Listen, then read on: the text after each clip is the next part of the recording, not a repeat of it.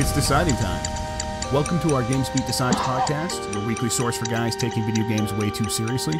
I'm your host, Jeffrey Grubb. This isn't your typical episode. We're doing a 2016 GamesBeat Rewind. That's going to kind of stop right here with our Game of the Year episode. We're going to all pick our favorites, mush them all together, and come up with one top 10 list. Like I said, I'm your host, Jeffrey Grubb. I'm with my cohort and subordinate, Mike Minotti. Go ahead and say hi, Mike. That's me. I'm those things. And Jason Wilson, the boss of GamesBeat. Say hi. Hello. And lead writer of GamesBeat, Dean Takahashi. Hello. How come they don't have joke titles? Because they're not jokes. Me? Oh, okay. They're not jokes, Mike. Fair enough. Thanks to everyone for joining us. Before we get started, I want to say you can get more of us on GamesBeat.com. Email the podcast at gamespluspodcast@venturebeat.com. That's the plus sign in there. Finally, if you like what you're listening to, be sure to subscribe if you haven't already. We are on the pod-catching apps of Stitcher, iTunes, Google Play, and more.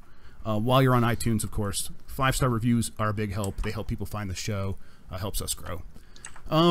That's the spiel, guys. Normally, I would do an intro right here where we talk about our week or something, but it's going to be a big episode where we talk about our top 10 instead, and that's going to be a whole thing. So let's just get right into that. And to do that, I want to bring up the end of year list. I actually have it right here, so I'm going to add that into our video stream. But does anyone know how the hell they want to start with this? So I guess I could recap what we did last year. Do you guys want me to do it? Let's cover what we did last year. Okay. Because I think Mike and I are voting in a block on this one. Oh God. Okay, well, we're going to talk about that because that's going to be a problem. Last year we had a big list of games, and I'm adding that to the side right now. And we kind of went through, talked about all of them, and added more to the oh wait, no, this is the wrong thing. This is the 2017 anticipated stuff. So last year we had a bunch of games, we talked about them, and we decided what deserved to be on the top 10 and then in what order. And I think it worked out really well, and we think we could do it again as long as Uncharted 4 isn't the game of the year. Whoa. Huh. Whoa. It happened, guys. I'm here. I'm coming out strong. You're I know. Grouch of Uncharted. I don't like Uncharted that much. I think it's a fine game. I'm Jeff. All right. Fine. Wow. Let's see here. Okay, so what? So wow, what I think could be a game of the year. We have a big list of games, and we should probably go through some of them, and maybe decide what shouldn't be considered and what's not going to make the cut. So, if you like this game a lot, you could talk about it, kind of give it its moment in the sun. But then we're going to probably cut it and move on. Yeah, make your case. Yes. So, does anyone want to start? Does anyone have a game that they think maybe shouldn't be on the list for top 10, or at least to make the cut for the next round? I have some games on my list that I kind of knew were just like things that I liked that I wanted to give some attention to, but probably aren't going to be like a consensus list. Maybe even games that a lot of other people didn't play. For example, I really liked this year's Phoenix Wright Ace Attorney game, Spirit of Justice. I thought it had some of the best case the series had in a while. Pretty good, connected storyline, and it was still just, I always like these games because I kind of like those old adventure games where there was a lot of kind of actual inventory puzzles or just things like that, like your logic puzzles. Whereas these days the things that we call adventure games, kind of like the Telltale things, they're very just kind of interactive stories in a way that aren't really super recognizable as the kind of adventure games that I like. So I still kind of appreciate the Phoenix Wright series of all things for that. Well, adventure game has always been such a bad name for those because they really weren't adventures; they were puzzle games. Right, exactly. And it's they didn't want to call it puzzle games. They didn't want it to be in the same category as Tetris, but yeah, they never knew quite what to call them. It's always fun explaining that to people that no, Uncharted's not an adventure game. You see, that's a third-person shooter action adventure game with platforming. Monkey Island always is a an fun adventure conversation. game. Yeah, those are my favorite. My question about Phoenix Wright, I know it's a very good entry in that series. Do you was it kind of one of the better ones in a long time, or is it one of the better ones? Period. It's probably the best one since that original trilogy ended. But it's not. Is it noteworthy incredible. Probably not. It was definitely one of the 10 games I enjoyed the most this year, but part of that's just liking Phoenix Wright a lot. So that's why I don't think it should, we should be too concerned about it. Now, Mike, Yo, is it just because it's a good story for the year on this game, or is it because it stands out even among the Phoenix Wright games? So yes, like, I don't know if it stands. Like, that's kind of I definitely compared it to other Phoenix Wright games as opposed to other stories from this year, because Phoenix Wright is always kind of doing its own sort of weird, wacky, in LA, but we're pretending it's a Japan thing. It was a good story. It was also a bit of the member berries, right? Because it was the one that brought back some of the characters that hadn't been in the series for a while, and that was fun. So maybe it just kind of stuck out for that. Well, here's the thing. So, I've already crossed it out. Mike, do you think it's going to be on the list? Like, No. You don't think it's going to be on the top? But we 10, can right? we can like talk about some games, and then if they obviously have no chance at being in the finals, they're just sort of worth acknowledging. No, So that's I exactly think what we're doing. Yeah, so what, let me actually go out, because I have a game. Like, here's how my list is set up. I have like 4 or 5 games that I think should definitely be on the top 10. Now, I recognize that might be impossible. So I want to ask my number 6 game, the one that I don't think will make the cut.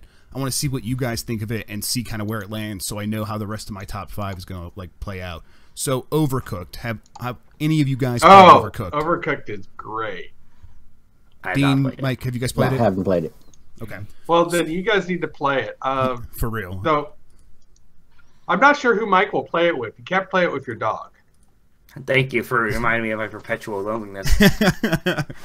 Game of the year, Mike's loneliness. Yeah, but I think as Jeff and I will attest, if you have a partner, it's a fantastic game to play with them. Yeah, we I had played family with my over wife. Thanksgiving Jeff, and you we played played with- it. Yeah, we played it with like Do you a play whole with before. Steph?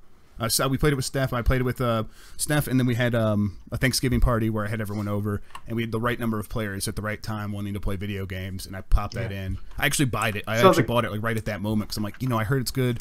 We have the right number of people. Let's get it up there. I have all these controllers all charged and ready to go, and we played it for hours, way longer than I anticipated.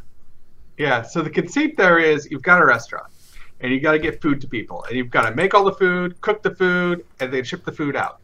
And each kitchen changes, and the orders come in differently, and the recipes are different. And it's a real game, but with a timer on it. Sounds like a bit like Diner Dash. It is. Oh, it's a lot better.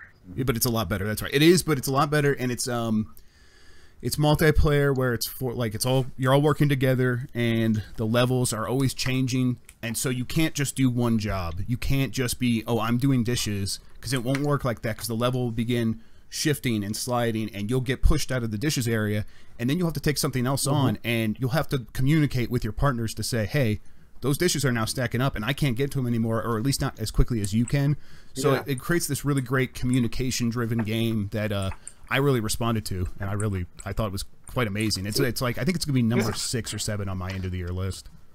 And what's really cool about it too is you have a finite number of dishes, so you can't just sit there and say, well, I'm not going to do dishes because come on, like I have a ton of dishes. No, you don't. No, yeah, it's all. You're going to run out of dishes. Someone's got to wash. The economy of the game of how much resources you have, like dishes, for example, is one of the limited ones. It's so perfect for creating these really tense moments of being like, dude, no, you have to get back on dishes. We're screwed.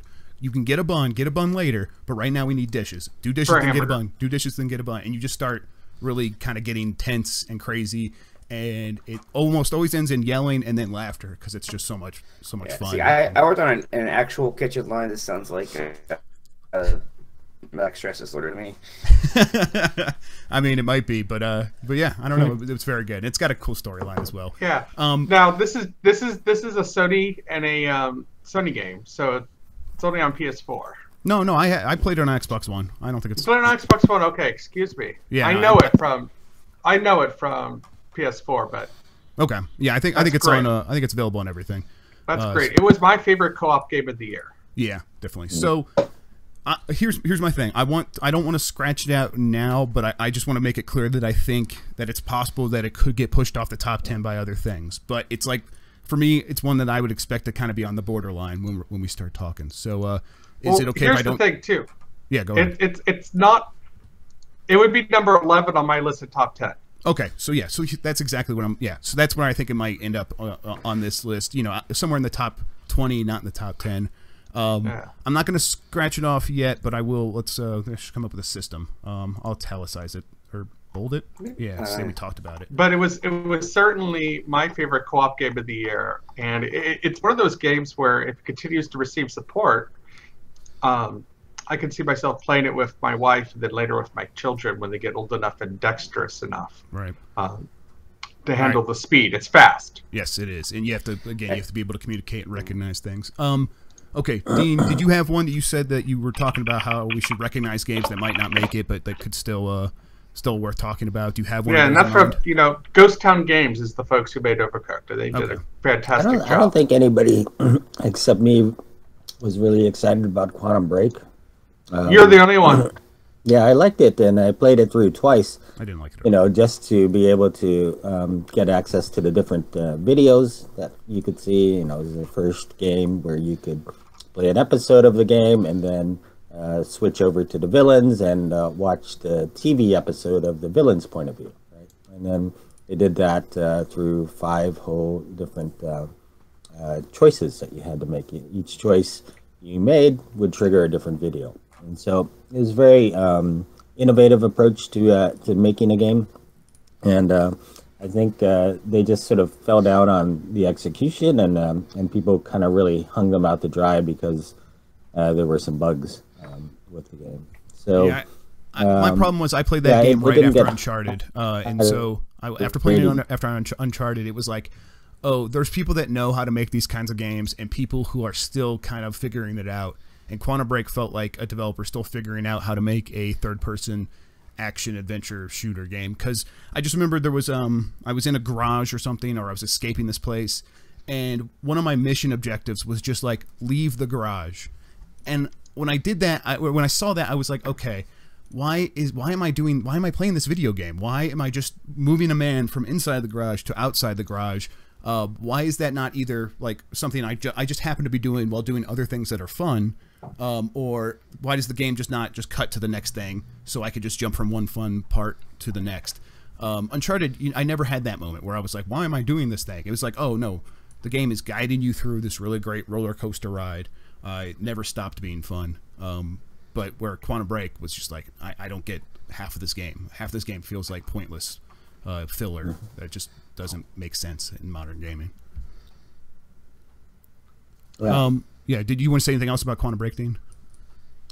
Well, I think that if you gave them like a couple of patches or so, and after you play that again, then sadly, much more playable and much better and worth a second look. So if you skip this game, during the year, I think it's probably worth going back to and saying, hey, more objectively now, just for the sake of fun, I'm gonna give this game a play. Plus, it's been patched. Okay, that sounds good. But here you are, you're talking about it, and I still don't know what it is or what it's about. And this is the thing that was always with me. It's like this, Quantum Break doesn't tell me anything about this game. Yeah. Mm-hmm. Well, I think as far as like the sophistication of, like time travel stories are just as complex as they could be. Like you're going back and forth, back and forth, back and forth, and the other guys are going back and forth too, and you're trying to stop them. It's sort of like trying to stop the Terminator from launching Skynet, right, or killing the guy who's responsible for defeating Skynet. Right? It's like how do you construct the plot and maneuver through that plot in order to actually accomplish what you need to do, which is to defeat the other guys who are manipulating time the same way that you are. And I thought that they did a very good job with the story. Yeah, it was. I thought the story could have been interesting, but it wasn't enough to hook me through the gameplay. That sounds utterly uninteresting to me. Yeah. The game. I mean, the gameplay sort of challenges late in the game get very interesting. Just in your ability to stop time, move to a different place and then shoot somebody. All right, we got to pick up the pace, or else we're going to spend like 15 minutes on every game. So, I have a suggestion. Maybe we should just like all make the cases for the games we think should be on there, and then at the end we can kind of talk about maybe like the things that we recognize are going to be on there, things that we just want to give a quick shout out to. Well, how about this? Let's do everyone pick one game you think should definitely be on the top 10. So, Mike, we'll start with you. Pick one game you think should definitely be on the top 10. We'll start building out that list, and then we'll come back and maybe do another round of cuts. All right, well, Overwatch. I'll just go out and put that one out there. All right, cool. Controversial choice there, Mike. Yeah, I know, but it's just so good. It blows my mind just how well done every aspect of that game is. Just like the scenery, the characters, the animation, especially. Like you could just write a book about just the animation of that game, and just it's like bringing that kind of Pixar quality to a video game, and then just like the competition of it. It is like it's already getting esports play, right? Like so many games come out now, like, oh, we're going to be an esports game. Everyone's going to play us competitively. It doesn't really happen, and Overwatch is already as a esports thing because it's like an actual fun competitive game to play. I one of the first online games I played was Team Fortress Classic, the Half-Life mod, and this is like me being 12 or whatever and being online, calling people noobs and trying to learn how to play a medic. And that's just like kind of such a fond memory for me. And I remember like really looking forward to Team Fortress 2, which took forever. And that finally coming out, and that was fun. And this game just kind of blows what those two games did out of the water in terms of like that kind of team-based combat with these like really interesting characters / classes. Just completely in love with this game. Just played a ton of it ever since it came out. I'll probably be playing it for years to come.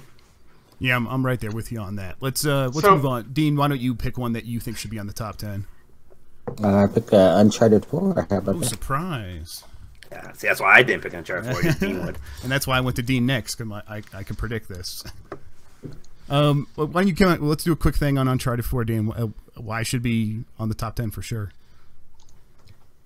I think if you look at any single screen in the whole game, and then you just freeze it, and you go, what to me looks, flawed about this screen? You can't come up with anything, right? Yeah, that's fair. Visually, it just looks so perfect. The human animations are done in a way that while they're not perfectly, over the uncanny valley.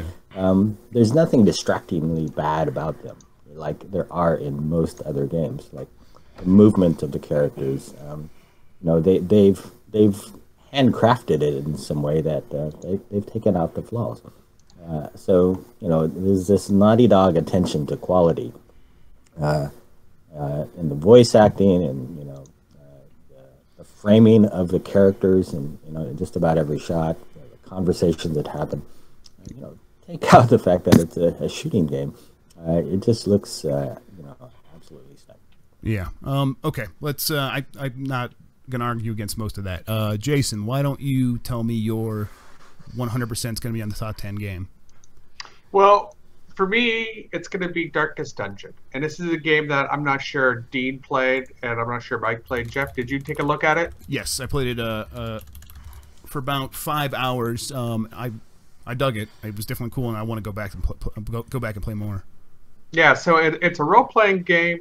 It's turn-based, but it incorporates some mechanics like permadeath from a roguelike, which is a type of role-playing game where you go into a dungeon, and for every step you take, the monsters take steps, and your food is measured out, and you've got to continue eating, otherwise you die, and it incorporates that aspect too. But what's really cool about it is it plugs right into the Lovecraft storytelling vibe of stress and insanity and how that plays a role. So you're going into this group of dungeons that come around from your ancestral home, and you're defeating all these horrors. But as you're going through, when things aren't going so well for you, one of your characters might go insane, and they might pick up a negative trait, or it might turn them into a trait that goes into a positive. And when you go back to your village, you can go to the sanitarium to take care of these traits. They can get sick from in there, from these disgusting monsters. There's a great deal of creativity that comes about. The systems are really cool. The classes are being added to still by Red Hook, the developers. And it's one of those games where you really think about every move you make. You think about your party composition. You think about what gear you're taking, because you need to really take gear, including stuff like shovels to get through obstacles. And every step can be kind of thrilling, but also increase this level of dread that you have. And very few games accomplish that, especially role-playing games. It's definitely one I want to spend more time with, and I know a lot of people love it. So yeah. All right, I'm gonna pick one for me. I think Doom. I think Doom's probably should definitely be on the top 10, maybe the top 5. Doom is one of those games that super surprised me. I was not anticipating it at all. I expected very little from it. When I started hearing good things, I was like, okay, maybe I'll get into this. And then when I started looking at it more and like looking at video and reading what people liked about it, I was like, okay, I have to try this. So I booted up the game and got into it and was just blown away. I think the biggest thing is the style and then the speed of the gameplay. So it's a very fast game. The combat, you run at enemies, you take them on head on. You can't sit back, you can't get behind cover. That stuff just doesn't exist in the world of Doom, and you'll get punished for doing it. And so it's very different from a lot of games that have come out in the past couple of years for rewarding you and encouraging you to get out and actually just take stuff on immediately without hesitation. On top of that, the style, it just feels like a real rock and roll, heavy metal kind of game. And I thought that there was no way of doing that in a way that wasn't lame anymore. And this game proved me you could turn into it like it's like you can embrace it head on and say, no, we are a heavy metal album cover. That's what this whole game is, and we're not gonna shy away from any of that. And it really just paid off in the way that the story comes across, in the way that the Doom Marine is like this mythical creature of just killing demons, and how all the demons are afraid of him. Because he just comes in, he kills everything. Oh my God, this is terrible. And I love that stuff, and I love the way it came across. And that combination of stuff really kind of stuck with me for. And I think we all owe Dean an apology, because when we did the most anticipated games 2016, very early in 2016, we all laughed and made fun of him when he said he was looking forward to the new Doom. I know, and we didn't put it on the list. I think, right? I think it fits in the the list of games that have had high quality reboots with modern graphics, right? And so like a modern one story, of the better reboots, just like the Lara Croft games, Tomb Raider. Right? Definitely. So I sure liked how they absolutely made you move, right? And so whenever you're faced with overwhelming odds in any given battle, the best thing for you to do is to move. And to try to take out all the demons while you're on the run. It's just so funny how those old school sensibilities are suddenly like such a refreshing change of pace now from like every other shooter we get these days with the cover and the regenerating health and the all that stuff. Yeah. Okay, so we're starting to make hay of this list. It's starting to look a little bit like a top 10, and the 4 consideration games we're starting to knock some stuff off there, where things are starting to make sense. I guess maybe we should just do another round where we pick games to put on the top 10. Just going back to Mike, maybe we can keep doing this and see how many games we end up with. Maybe we can get around like 15 to 20 and then start paring that list down. And then we can look back at the 4 consideration games and decide what else we want to talk about before we end our discussion. So Mike, what else would you put on the top 10? My next one would probably be Final Fantasy 15, actually, which was a bit of a surprise for me after that long development cycle. And kind of like, every time you saw that game, you would be like, is that even Final Fantasy? I'm not sure. What is this? Just 4 guys. It's an action RPG. It just ended up being so much fun to play. That combat system, it's kind of almost like a Doom thing, right? Where, you hear the genre, you think you're gonna know what to expect. Like you thought this was just gonna be Kingdom Hearts or kind of something like that. It was such a slower kind of a pace of a combat system. It was so defensive focused, and the coolest thing about it was just like the way you fought with your AI friends, and the way like if you landed a perfect attack like behind an enemy where they were weak, like your friend would just seamlessly like join you in the attack. Like the one friend would like throw you his gun so you can shoot him with the gun and stuff like that. And it still was able to do those kind of big Final Fantasy moments where like the scale would be ridiculous, but since it was happening real time and in this open world, like when you summon a Titan to come in the fight, and he literally is just running across the open world and just punches his giant hand down there. That was just really, really neat. And kind of like a chart, there was just some moments in this game that was just so beautiful. There's just one town you go to, which is kind of like, I'll describe it as Venice with a lot of like waterfalls. And there's this extended sequence where you're just going into this city, and I was just like looking around like, wow, this is cool. It's also one like, go ahead. And the game didn't fall apart for you at the end. I know some people that's their big complaint is there's a bad chapter towards the end, and it's a bad chapter, and it might have soured the whole experience. It's the actual end. Like there's still a bit more of game after that. And the actual end was very strong without going into it. That's what I've heard. So I'm surprised when people let that bother them so much. So yeah, it's definitely on the. I think it's definitely on the list. You seem really high on it, and I'm surprised because I know there was some skepticism. I had some skepticism, but you went in there and you came away really impressed. Yeah, and I'm a fan of this series too, and so I have that baggage maybe a little bit where maybe I don't know, maybe I want it to succeed, but I thought it was super fun. I was really happy with it. Well, what's really interesting to me is how the side things can hold that game together. And for me, it's not necessarily the side quests. I love taking pictures. I love Prompto's mechanic. And I love, at the end of the day, going through those pictures, saving them, and choosing them, and taking a look and saying, oh, I remember doing that. And like, oh, that's a great angle. And it's like, oh, that's so stupid. Why did he take a picture of that? And for me, I've derived a great deal of my enjoyment just from that. Yeah, and without giving anything away, there's a big payoff for all those pictures that is just really cool. Yeah, this is like one of the few, like usually when I beat a game, I'm done, I move on. I keep going back and playing the content I missed. Like some of the coolest stuff in this game are like the optional dungeons that you don't have to do. And they don't feel optional. They have their own bosses, their own kind of incidental dialogue between the characters and just stuff like that. It's just, yeah, so much of this game. It's a lot of content. Excellent. All right, Dean. And Dean, you're muted, but we're going to have you pick the next one. What game do you think should be on the top 10 for sure? So I could start an argument with Call of Duty Infinite Warfare. Oh, God damn it. I think that should be in the Okay, final wait. list too. Before you start there, no, I want you to say, is it so that game has a lot of parts? How do you feel I about mean, the single player campaign? How do you feel about I think zombies? their and how do you feel about decision to multiplayer? bring in the Naughty Dog guys and instill some of that attention to detail in the story and the single player campaign, beefing it up with real characters, like a memorable first or main character, a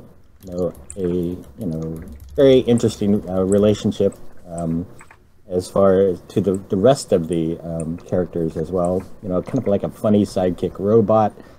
But this idea that he starts out as a super soldier, one of the hands-on grunts who gets all the work done, either as a pilot or as a on-the-ground soldier, and then he's forced to become a commander, and he thinks he can sort of do both things at once, and be a super soldier and be a commander, and then during the course of the campaign, you find out that kind of breaks down, and that you can't actually be both a good commander and a good soldier on the ground at the same time, and then there's consequences for that. And so, like, they have this arc to a story where your main character changes, and by the end of it, there's definitely these lessons and these changes that happen, and so you just don't really expect that in any kind of Call of Duty game,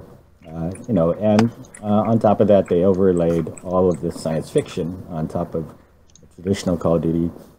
They threw in, for free, the zombies game, as well as Modern Warfare Remastered. So I think free. as far as like for Modern Warfare, the kind of total experience that this delivers, it's really cool.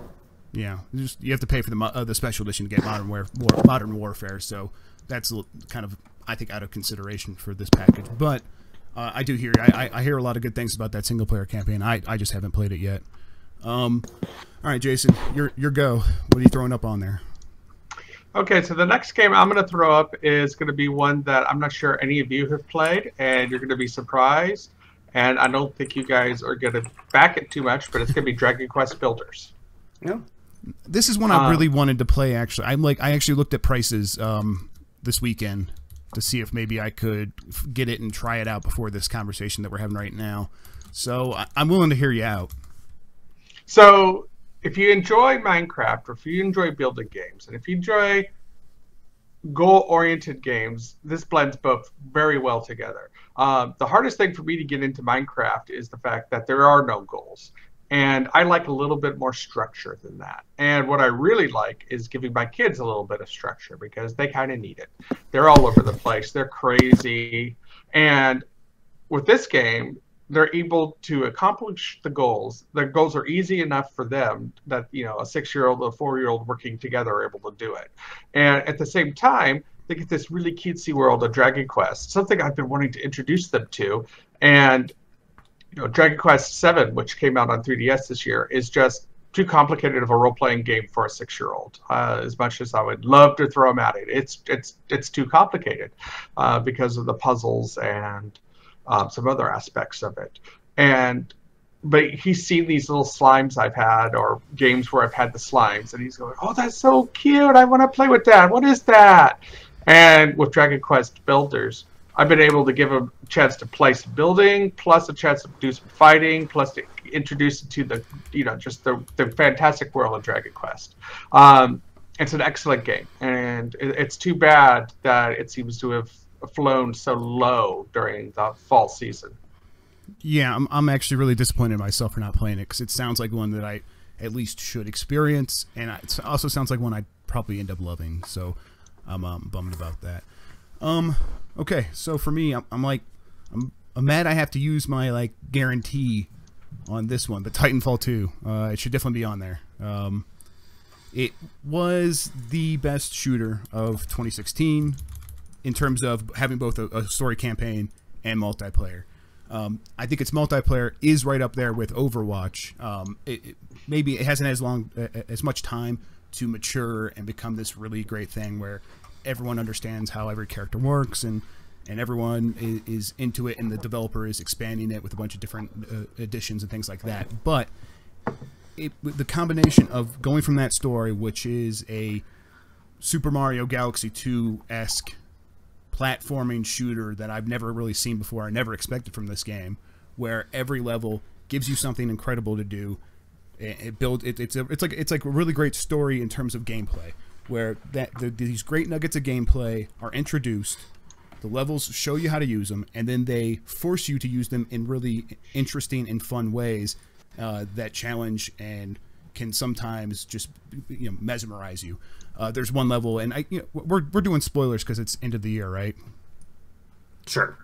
So, Effect and Cause. This is like the best level of the year, I think. If we had a category for the best level in video games in 2016, it would be Effect and Cause. This is where you get a time jumping mechanic, and it's just this one level where it happens. And instead of using your right bumper to, I can't even remember what it normally does. I think it makes you turn invisible.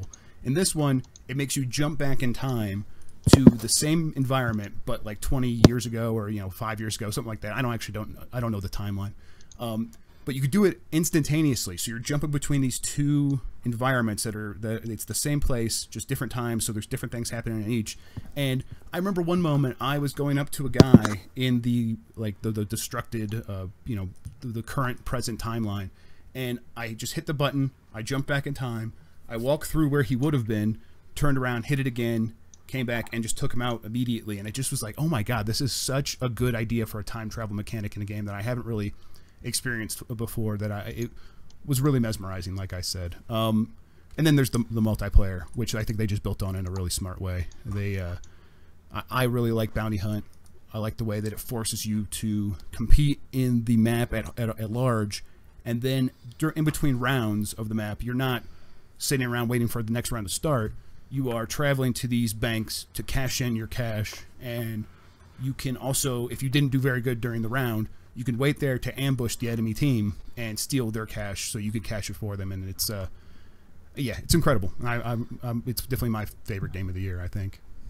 Well, since you did the time travel spoiler, I would go back and say, you know, if you like that, then you know the Quantum Break stuff for time travel is actually pretty cool.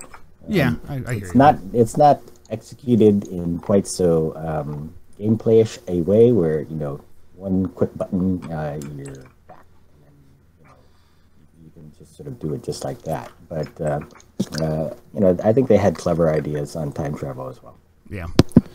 Okay, so let's see. We have I think we have like 8 games on this list.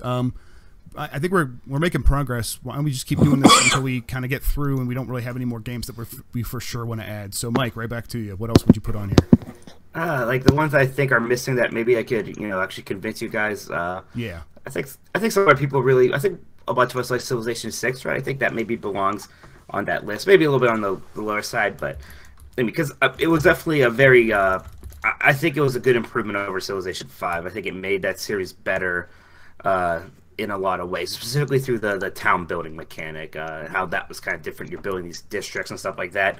Was just kind of really interesting. It's also just a very pretty game. I really liked how they kind of stylized the graphics just a little bit. Like it's not like these characters are ridiculous, but they definitely have a lot more life to them, and they just have a lot more personality that they just sort of give away whenever you're talking to them. That's just really like every time like a world leader wants to talk to me, it's just really cool just like look at them and see like the way they're kind of flailing about there. It's just like such a calm game to play, you know, taking it turn by turn, listening to that pretty music, expanding your empire, trying to, you know, get a cultural victory or whatever, all the different ways you can play. Just a super well done game. All right, Dean, back to you. What do you got? I would throw out Deus Ex: Mankind Divided.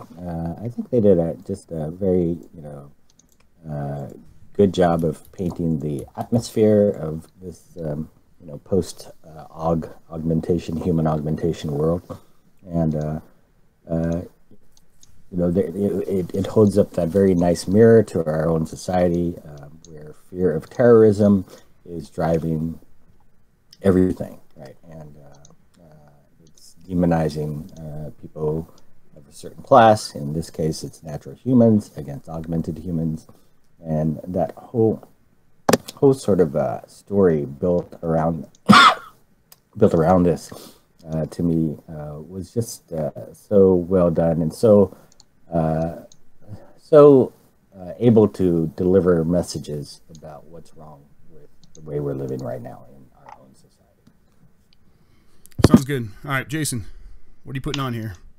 So I'm going to put it's as much as I enjoyed Civ 6 and thought it is a really great game. I think the better strategy game is Stellaris.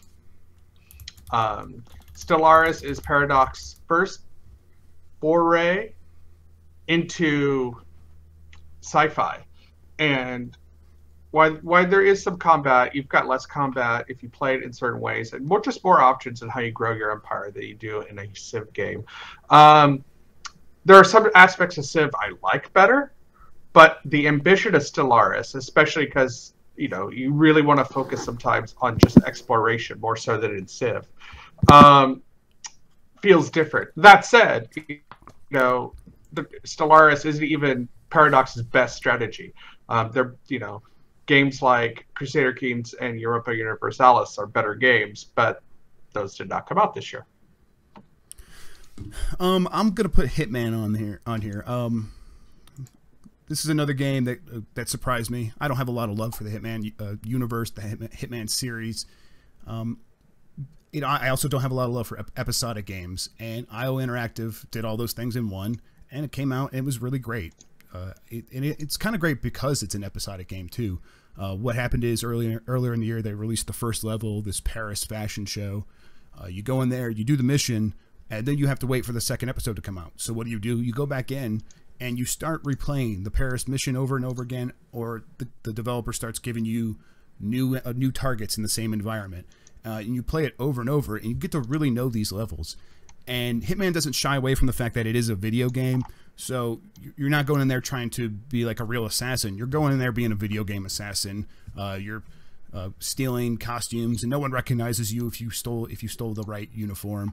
And it plays really well, and it gets to a point where it is both incredibly exciting and incredibly dumb, and dumb in a very good way that I really appreciated. I can think like during that fashion show, there's this Helmut Kruger character, and he's like this super famous, fashion model, and he looks just like Agent 47. So you go in there and you steal his uniform or his costume, put on his makeup. You could go out there and walk the runway, and no one recognized you at this point. So you're completely invisible. He's basically like the skeleton key that unlocks everything in that world. And then a few weeks later, IO Interactive. Wait a second. So you're saying a model is the skeleton key in this world? Yes. Yeah. Wow. And then that's hilarious. And IO Interactive a few weeks later, they come out and they release another stage, another environment for you to do the same thing with. And they did this throughout the year, and now it's this incredibly well put together package that I can't stop myself from going back to and playing over and over and over again. So yeah, I'm putting that up on the top 10. So this episodic gaming of theirs this year, it's an experiment that works. Yeah, it definitely worked. Yeah, that's so interesting because it's one of those series where you don't think episodic gaming for Hitman for something like that. Yeah, but I think they kind of found something that with episodic gaming that you kind of need. You need to have this reason to go back and play the stuff you still have. If you're doing something in the way that Telltale does with its storytelling, where you're waiting for the story to conclude, that's one thing. But I think for a lot of other games, you need to give the player a reason to go back and enjoy episode 1 in a different way, and then do that over and over a dozen times.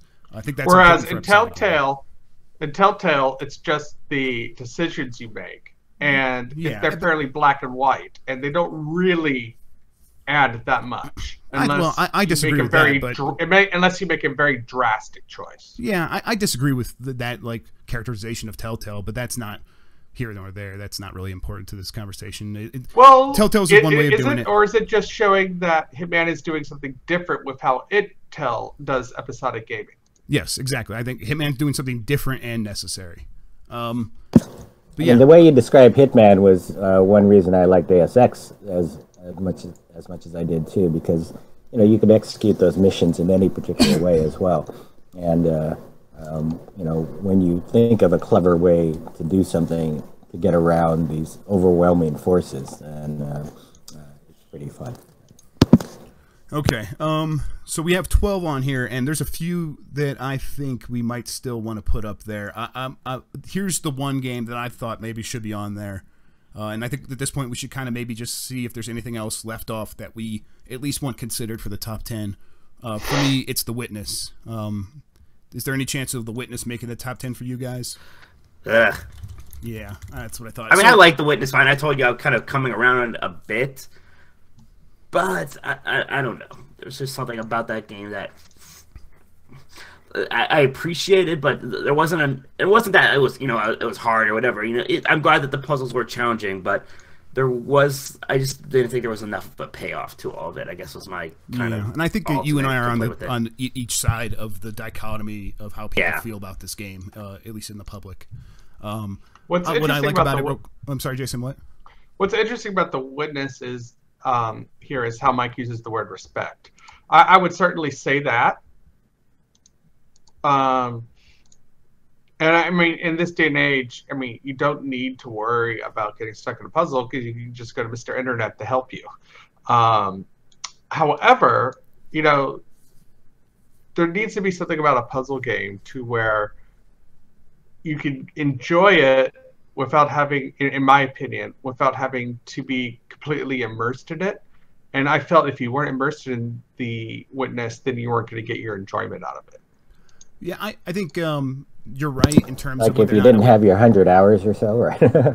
Well, not so much. It's just that, like, feeling like what you're doing was not only creating progress, but was important to what you were doing. And made you feel like you were enjoying what you're doing, but also that what you're doing had some consequence in the world. But if you're not into the world, then why do you care about the consequences of your decisions for that world? Yeah, but all these things are reasons I do like it, because it was risky. It was these puzzles, this world. If you don't care, then you don't care. You're right. But if you do care, you care a lot.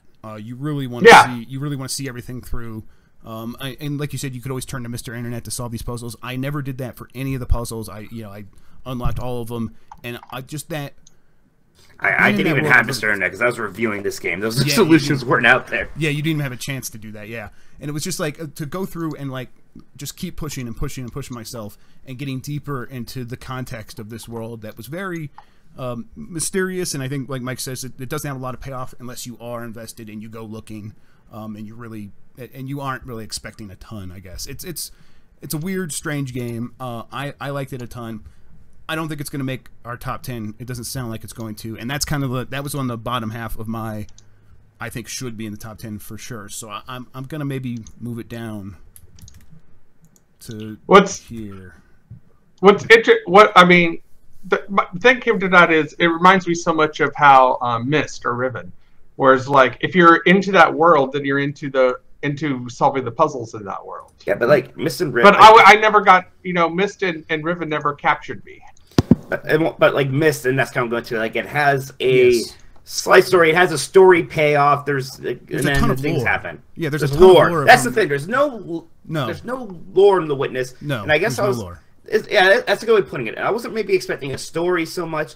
I was expecting a little lore, and there's not much of that. Instead, The Witness I was sort of hoping that there would be something to compel you to be interested in the world at the beginning, and then in the next puzzle. That's what Myst delivered. Yeah. Just by setting up this mysterious, sort of conflict, between these brothers at the very beginning. Right, but that's the whole point of the myth. You kind of want to follow through the story. Yeah, the Witness is very like. I mean, I beat it, and I got all those. I unlocked all the videos. I unlocked all the what story elements that are there. I unlocked them and read them. And its point very clearly was it doesn't want to make a story for a story's sake. It doesn't want to make a Dan Brown novel where there are all these hidden mysteries. Just because you want to put a mystery there because people's brains can't help but want to solve the mystery. That was its point. It made that very subtly, and I think that's why a lot of people don't like it, because I, just like a lot of people, like Dan Brown novels. I like lore, but I also liked what this game was doing with it trying to say that's not really rewarding in its own way. It doesn't. Well, it also comes down to this point. If you're not interested in the mystery, then who cares? Well, that's what The Witness is saying, though. Yeah. But just because it's saying that, but if you don't get to the point where you get that message, yes, then have you failed in delivering that message? I would argue yes, because you got to keep me interested enough to at least see that message. But I would sort of say that that first 5% of the game really should be treated as a hook. It's like it's got to pull you in, and if it doesn't pull you in, then and you don't know why you're doing it, it's like I can't sustain this. I think that the game is just not. Yeah, the game's just not for you, and it definitely failed for you. I wouldn't argue that at all. I would just say that for those it didn't fail for, the point it's making is wanting that hook, wanting the game to feed you that mystery so that you will be curious and want to solve it is a problem with our species as a whole. It's a whole thing. We can move on. The Witness, it's not going to make the top 10. That's fine. But that's, like I said, that's the last one of mine that I think should definitely make the top 10. Let me double check. One of my top 10 certainly isn't going to make it, and it's Baldur's Gate: Siege of Dragonspear, which is in my opinion, the best of the old school RPGs that come out this year. It's a, it's a side story that kind of gets mashed in between the first two Baldur's Gates, which are two great RPGs from the 1990s. Goes back to this world, goes back to the Forgotten Realms in a year that's been a very big for the Forgotten Realms, as Dungeons and Dragons enjoys its revitalization since it came out with the 5th edition 2 years ago.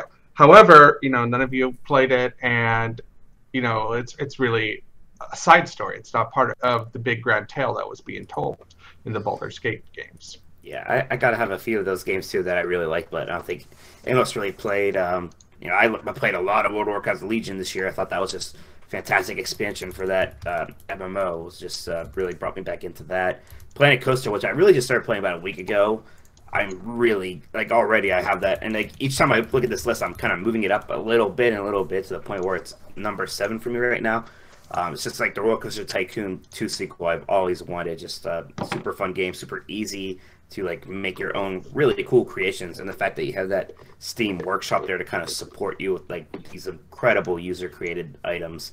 That seems really to be the big hook there to me is what other people are making. That's one of my favorite things about PC gaming. It's not what the developer does, but it's what other people do with the game with the developers. But it's cool because you can take that piece and then put it in your park. People are, for instance, recreated Cinderella's castle from Disney World. So now if you want to make your own Magic Kingdom, you don't necessarily have to spend 3 hours making Cinderella's castle because somebody already made a perfect one.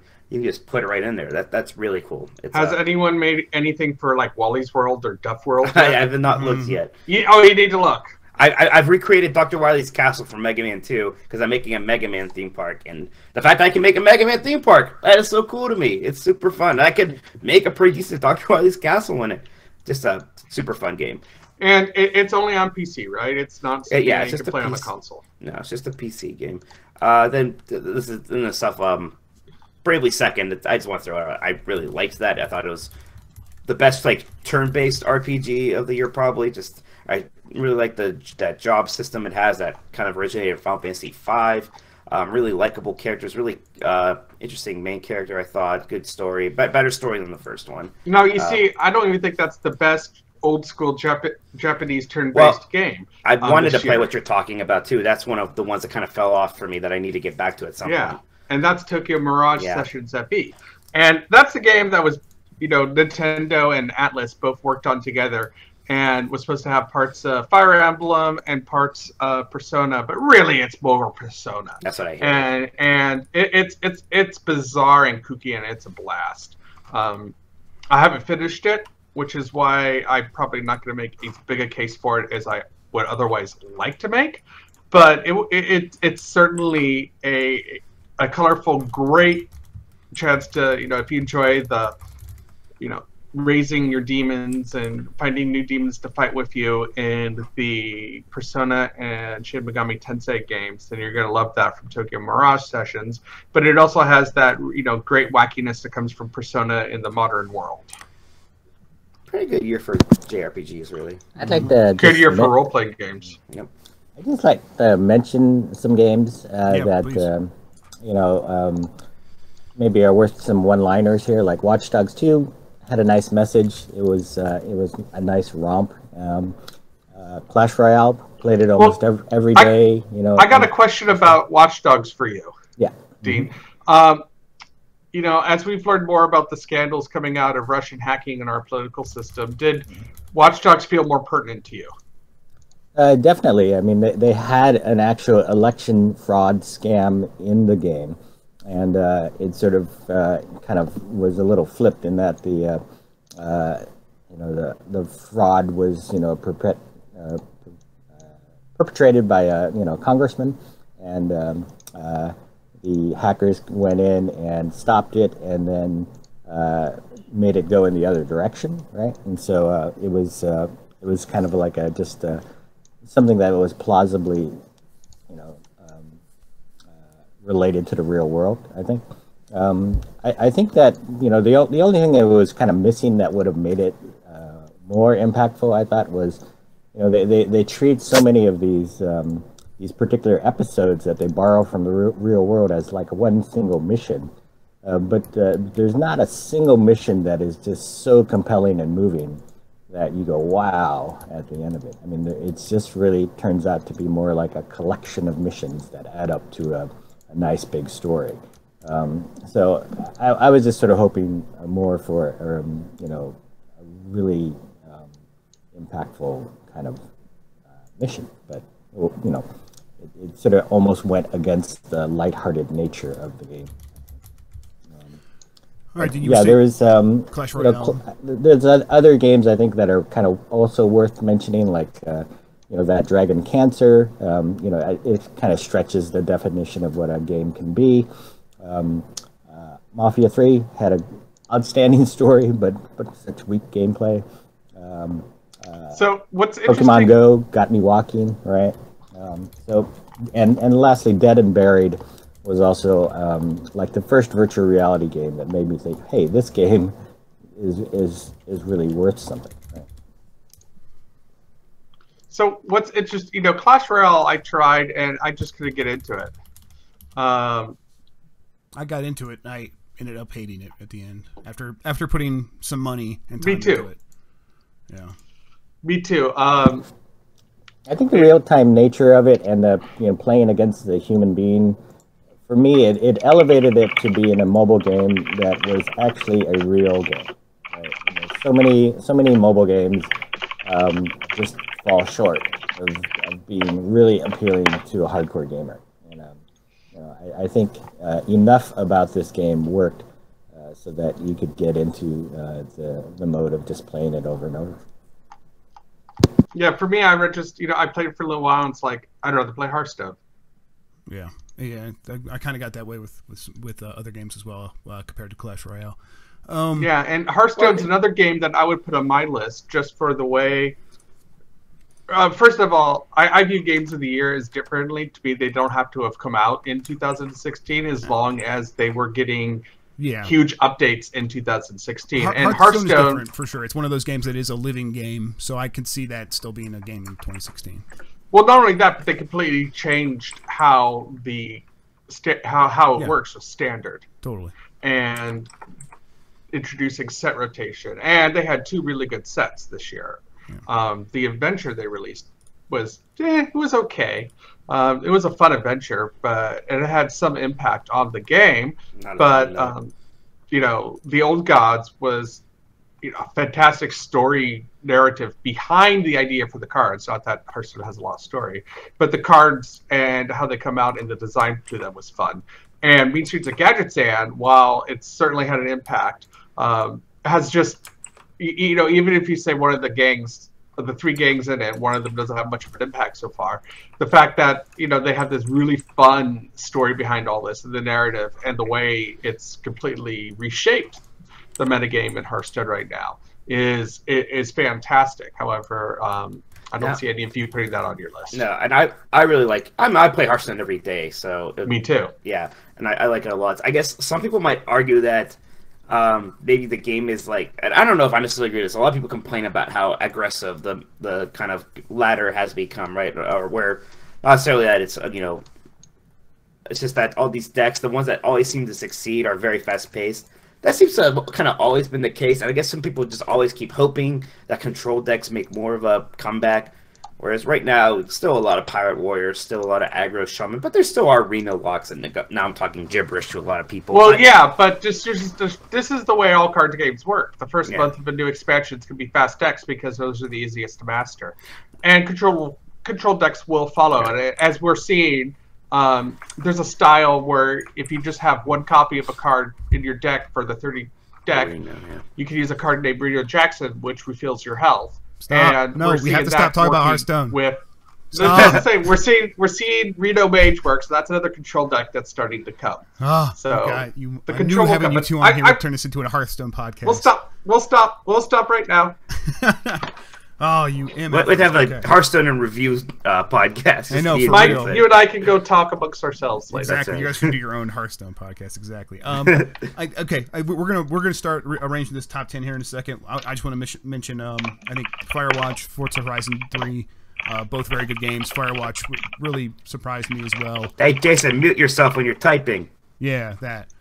Firewatch really kind of blew me away with its the way it told a story.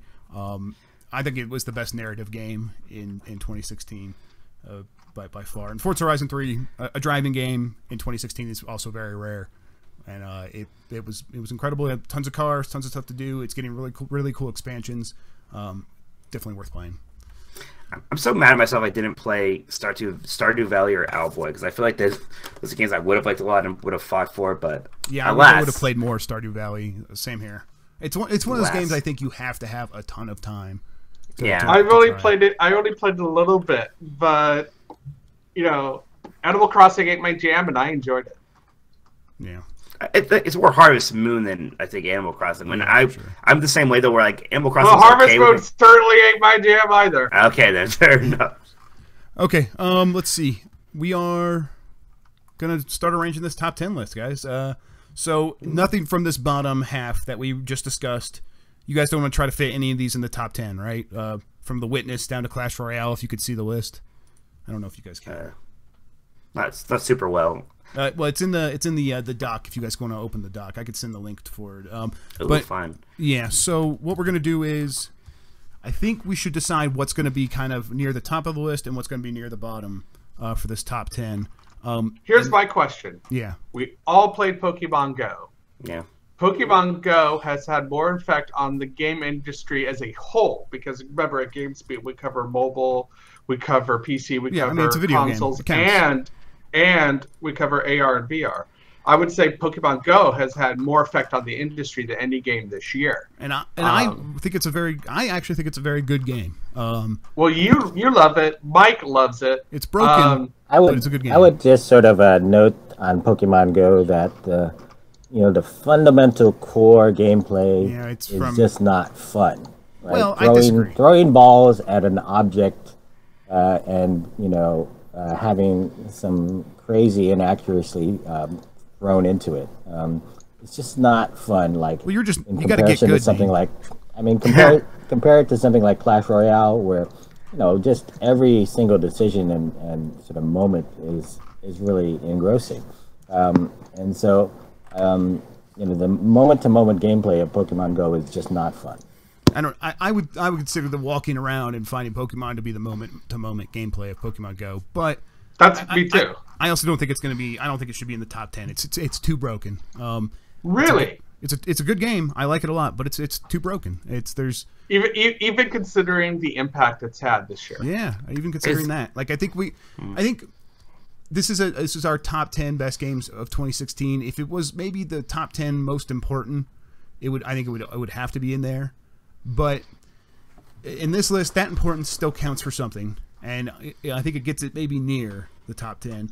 But I don't know if it breaks in, because there's just too much there. There's too much there that feels like a second-rate app. It feels like it was made by a team that was rushing, that didn't really think it was going to be a huge return on investment, so they didn't invest a lot to begin with. Despite all those things, still a really great game, a game that I enjoyed playing and still play sometimes, occasionally today.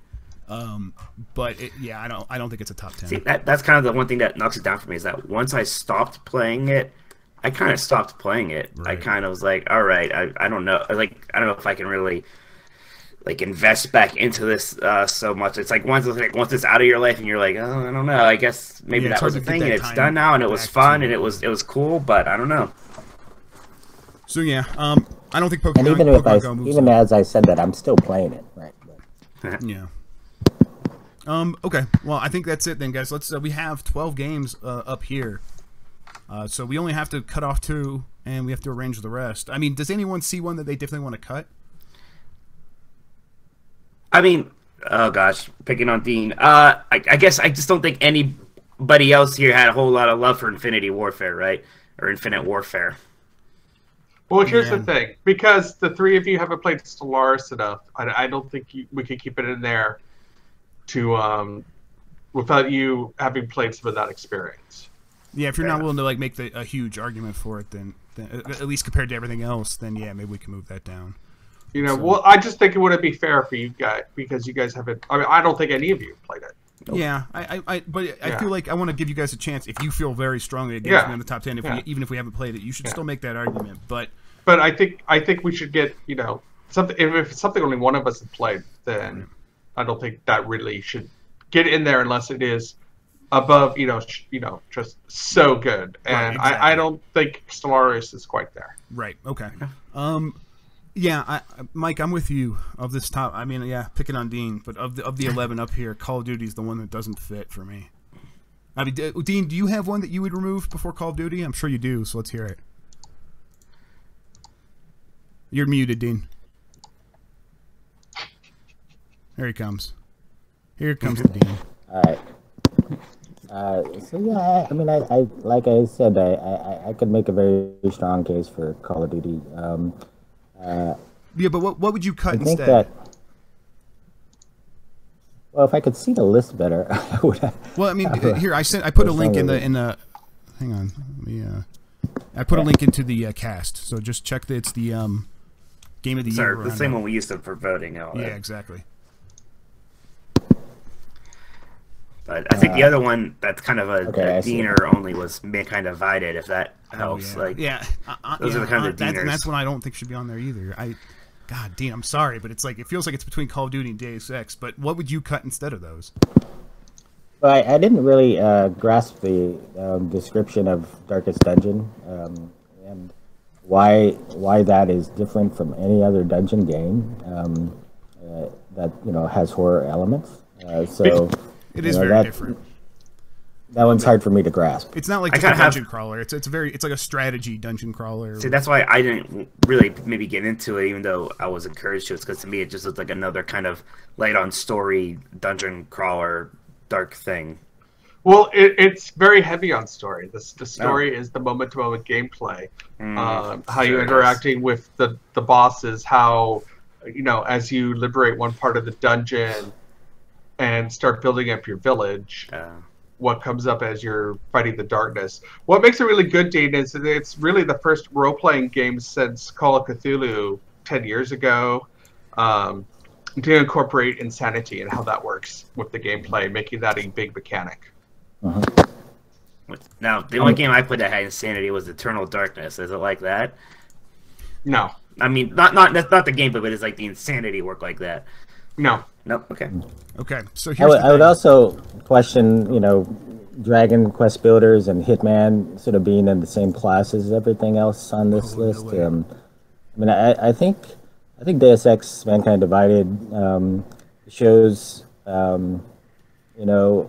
pretty close to the feeling that you can get from Hitman, but with a much more directed story and theme and atmosphere and world. You see, I can't forgive Deus Ex for what it's become, for what it was. To me, that's not the Deus Ex that I played in the 1990s, and I have no interest in it. Yeah, I had no interest in the 1990s Deus Ex. Yeah. And this well, that's because, Dean, you're all Flash. Uh-huh. You want all Flash in your games. It helps. Doesn't, I think, and... so... I think Deus Ex as a series has actually grown on me, simply because of what it's talking about. I mean, it's talking about things that are more serious than most other kinds of media are talking about. And so the fact that it's introducing this into a game that also has good gameplay, and I think also better gameplay than Hitman. No way. So no way. Are we maybe overselling? I mean, I'm sure that this. It was an admirable story and whatnot. But let's not forget that there's a Disney animated film this year that talked about, racial issues and stuff like that. I don't know if it's that rare a thing. And I don't think introducing at this point in the year 2016, introducing these topics is something we should necessarily be rewarding. It's the execution of how well they did after introducing these topics. How well they handled the topic. Yeah, exactly. How well they handled it, how well they executed on the thing they were trying to say. And I haven't played Mankind Divided, but from what I understand reading the criticism, is it's admirable for what it tried to do, but it didn't necessarily execute as well as a lot of people were hoping. It felt more like this was just a cool setup for a sci-fi story, and they didn't really say much once they actually did introduce these topics. I mean, I haven't played it. Would you say that they did execute on exploring these ideas in a really mature way? I mean, I would knock it down on the list for those reasons as well, but I would still think that I could keep it above Hitman and Dragon Quest Builders. Okay, and, so you know, okay, here I guess Jeff has to defend Hitman a little, maybe why. I will. Yeah, I will. I want to give Jason a second because Mike, you've suggested some cuts. Dean suggested some cuts. Mike, I'm right with you on cutting Call of Duty or Deus Ex. So, Jason, what from this list would you cut before any of the ones that have been suggested by you? Because here's what's at the bottom right now, in terms of what people are saying should be cut: Hitman, Darkest Dungeon, Deus Ex: Mankind Divided, Call of Duty: Infinite Warfare, and Dragon Quest Builders. Ha! None of mine. I know. Well, you're traditional. I'm thinking. Mike. Yeah. I'm thinking. Oh, I'm traditional. I'm not the one saying Call of Duty. I'm thinking. Okay. Well, I'm gonna give you a second to think. Let me defend Hitman a little bit. Hitman is okay. Well, can I switch it? I definitely want to keep Darkest Dungeon in. Yeah. Because I thought it was the best role playing game of 2016. Like I said, I only played a few hours, but I'll back you up on that.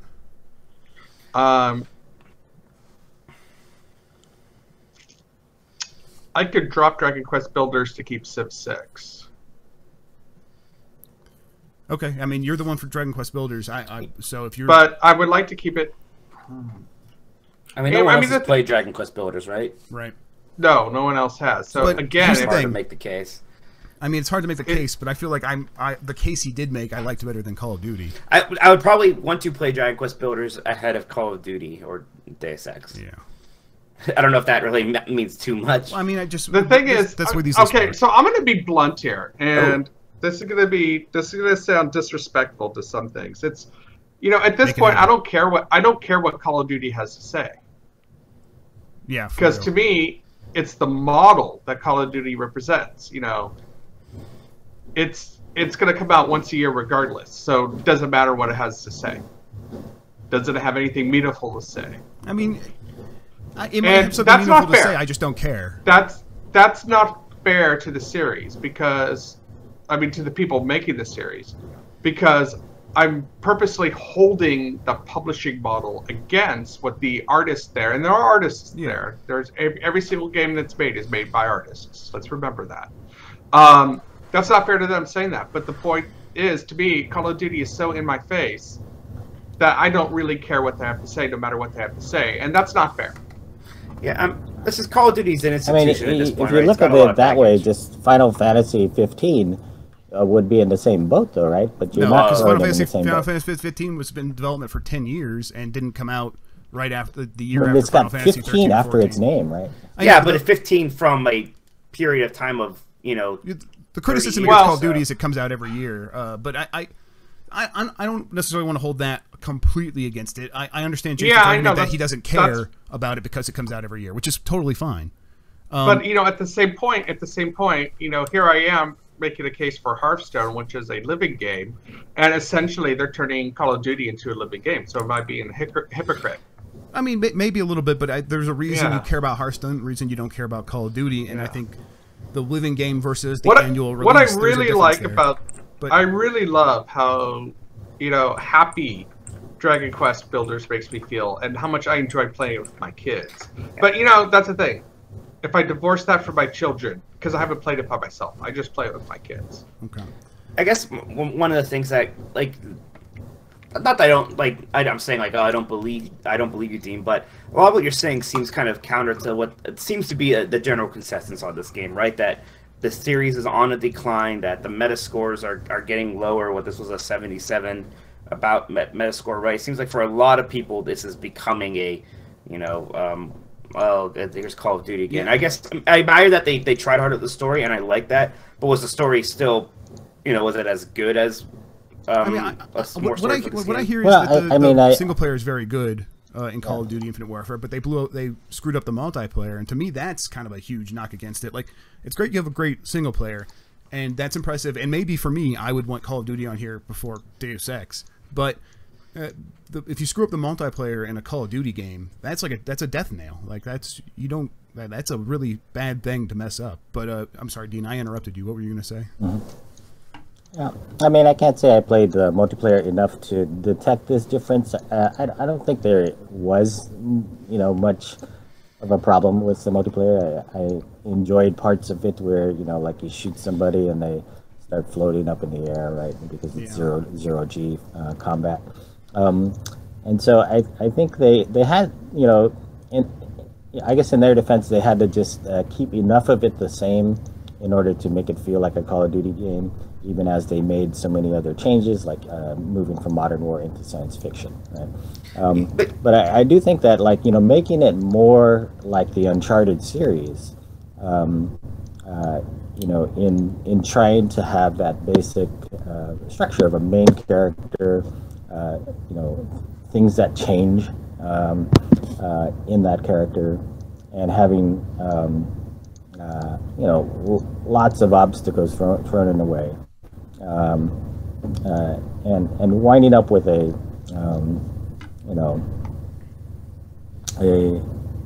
bunch of different sort of very sort of moving scenes that you get as a result of this. Even less with, like, say, the interaction between the main character and his companion robot, right? I mean, that was actually one of the things that was moving about Titanfall 2, right? But Call of Duty actually has this as well, and so I think there are a lot of people who are sort of, a lot of people who don't like it and dinged it are probably the people who skipped the single player campaign, right? And they went straight into multiplayer, and then they gave it their rating, right? I mean, that actually happens in about 2/3 of the games that get purchased, right, for Call of Duty. Right? People skip the campaign.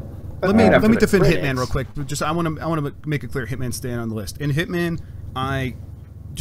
last week, I snuck up behind Santa Claus, the actual Santa Claus. I snapped his neck. I put on his uniform. I went downstairs, and then I threw bricks at the face of the burglars from Home Alone and killed them, and then left through a helicopter. So that's staying on the list. God. That's a good video game right there. Okay. Here's what we're looking at. So we have a Hitman on the bubble. We have 2 of Jason's, Darkest Dungeon, Dragon Quest Builders, and we have 2 of Dean's, Deus Ex and Call of Duty. Mike Minotti's killing me. Yeah, Mike Minotti's going to be safe, but you're just watch out. You're going to get yours. So I feel like it's going to be hard for both of these 2 games from both Jason and Dean to make this cut. So one of you is going to have to lose one, and for me, the vote would be Deus Ex. Well, here's another one. Here's another question I have on Civ 6.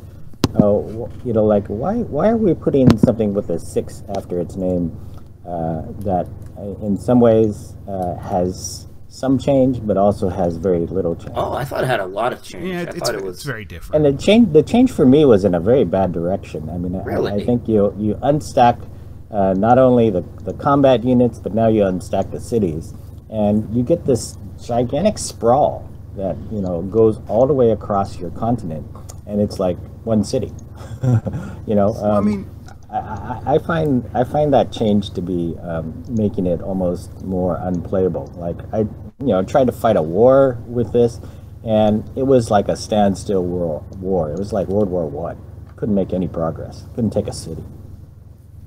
I don't know. I didn't have that. Yeah, I didn't have that problem, and I thought it was a positive change. I liked that my city just wasn't this. Yeah, I thought, well, it was something I could actually manage too. I could see it all. I could actually, do city planning outside of a menu. I could, see where a district was, stuff like that. So yeah, I don't know. I thought that, and thought a lot of the other more incidental changes were kind of smarter from 5. I thought the way you built roads was smarter. I thought the spy system was smarter. The culture system, I don't know, I enjoy things more. I thought one parts of the things still make no sense, like tourism. Tourism doesn't really have much of a use, and I want to do tourism. I would argue against that. And there's no way to tell you if you're winning with tourism. You just win. Sure there is. No, there's a whole menu that shows you where you're getting tourists from. Too, and but does it give you an update saying you're in the lead for tourism? No. But that's it's just entwined into the culture. It's like the same thing. Tourism is how you get the culture victory. Yeah, but there's more than one way to get a cultural victory besides tourism. We're not going to knock Civilization 6 off the top 10 because tourism is a bit funky. Like that's not a big. Well, okay, then let me throw. Okay, as the biggest advocate of Civ, let me throw you some other criticisms I have of it. First of all, the hidden agendas are interesting, but at the same time, you don't know why you're being attacked when someone decides to start declaring a war. And there's so ways to find out. It's like if that. Yeah. I think it's. But at the same time, it's really frustrating when you're just trying to follow what looks like a really good path to victory, or not even following a path to victory. For example, in a game that I've recently been playing with the new Polish Empire, I'm just trying to fend off 3 different hordes of barbarians. And as I'm doing that, I get declared war on by Samaria and Greece. And I don't know why they declared war on me. But here I am now fighting 3 different groups of barbarians. Maybe it's because you looked vulnerable because you're fighting so many barbarians. 2 civs. Or is it because I've put all my production into military? I don't know. Mm-hmm. I mean, it looked aggressive. I think the other admission that the unstacking of the combat units was maybe not the right move is how they introduced this idea of the core, and you could put 3 units together as one. Well, the unstacking of military was Civ 5, so yeah, let's not dig that. And I love that. You know, like so going back to stacking is like a reverse in the direction where they thought was a good idea. No, and so they're almost undoing one of their great ideas. No, because you're just building up the strength. Like it gives you progression for a unit. Like you have this unit, and you could progress it. You know, either by putting it in combat and upgrading it, or it's next to another unit, and it's like 3 to 1, right? And so, it's just to me that I like that kind of progression. It's not a negative to me. I think this is just maybe we're talking about taste in our strategy games, and I get that. But to me, I'm not going to knock it down the list, or I'm not going to knock it off because of any of these things. None of these things. Yeah, I mean, at this point, I think it just kind of has to come down to a consensus, and we have to know, like, some of us like some games more than others, but there's 4 people here, and here's the thing: can't just stare at these 6 games forever. 2 of you haven't even touched Dragon Quest Builders, so it's really hard to put that on the list. Yeah, we have to get rid of one other one, and no, that's the only one we have to get rid of. Yeah, no, we don't. It's you're right. Oh, that's it? I guess so. Yeah, we have 11. I'm counting it wrong because there's that first line that's for whatever. Yeah, you just don't know how to count, Mike. That's all. No, I was distracted. But even still, no, never mind. I can't say anything. Those are 3 games I haven't played. It doesn't matter. But when it comes down to it, is if we all have experience with Civ, and we all have pluses and minuses with Civs, but I'm the only one here who can really tell you about Dragon Quest. That how do you know that? I know, but that's true with what Deus I love Ex about it as well. Did anyone else play Deus Ex except for Dean? I tried it some.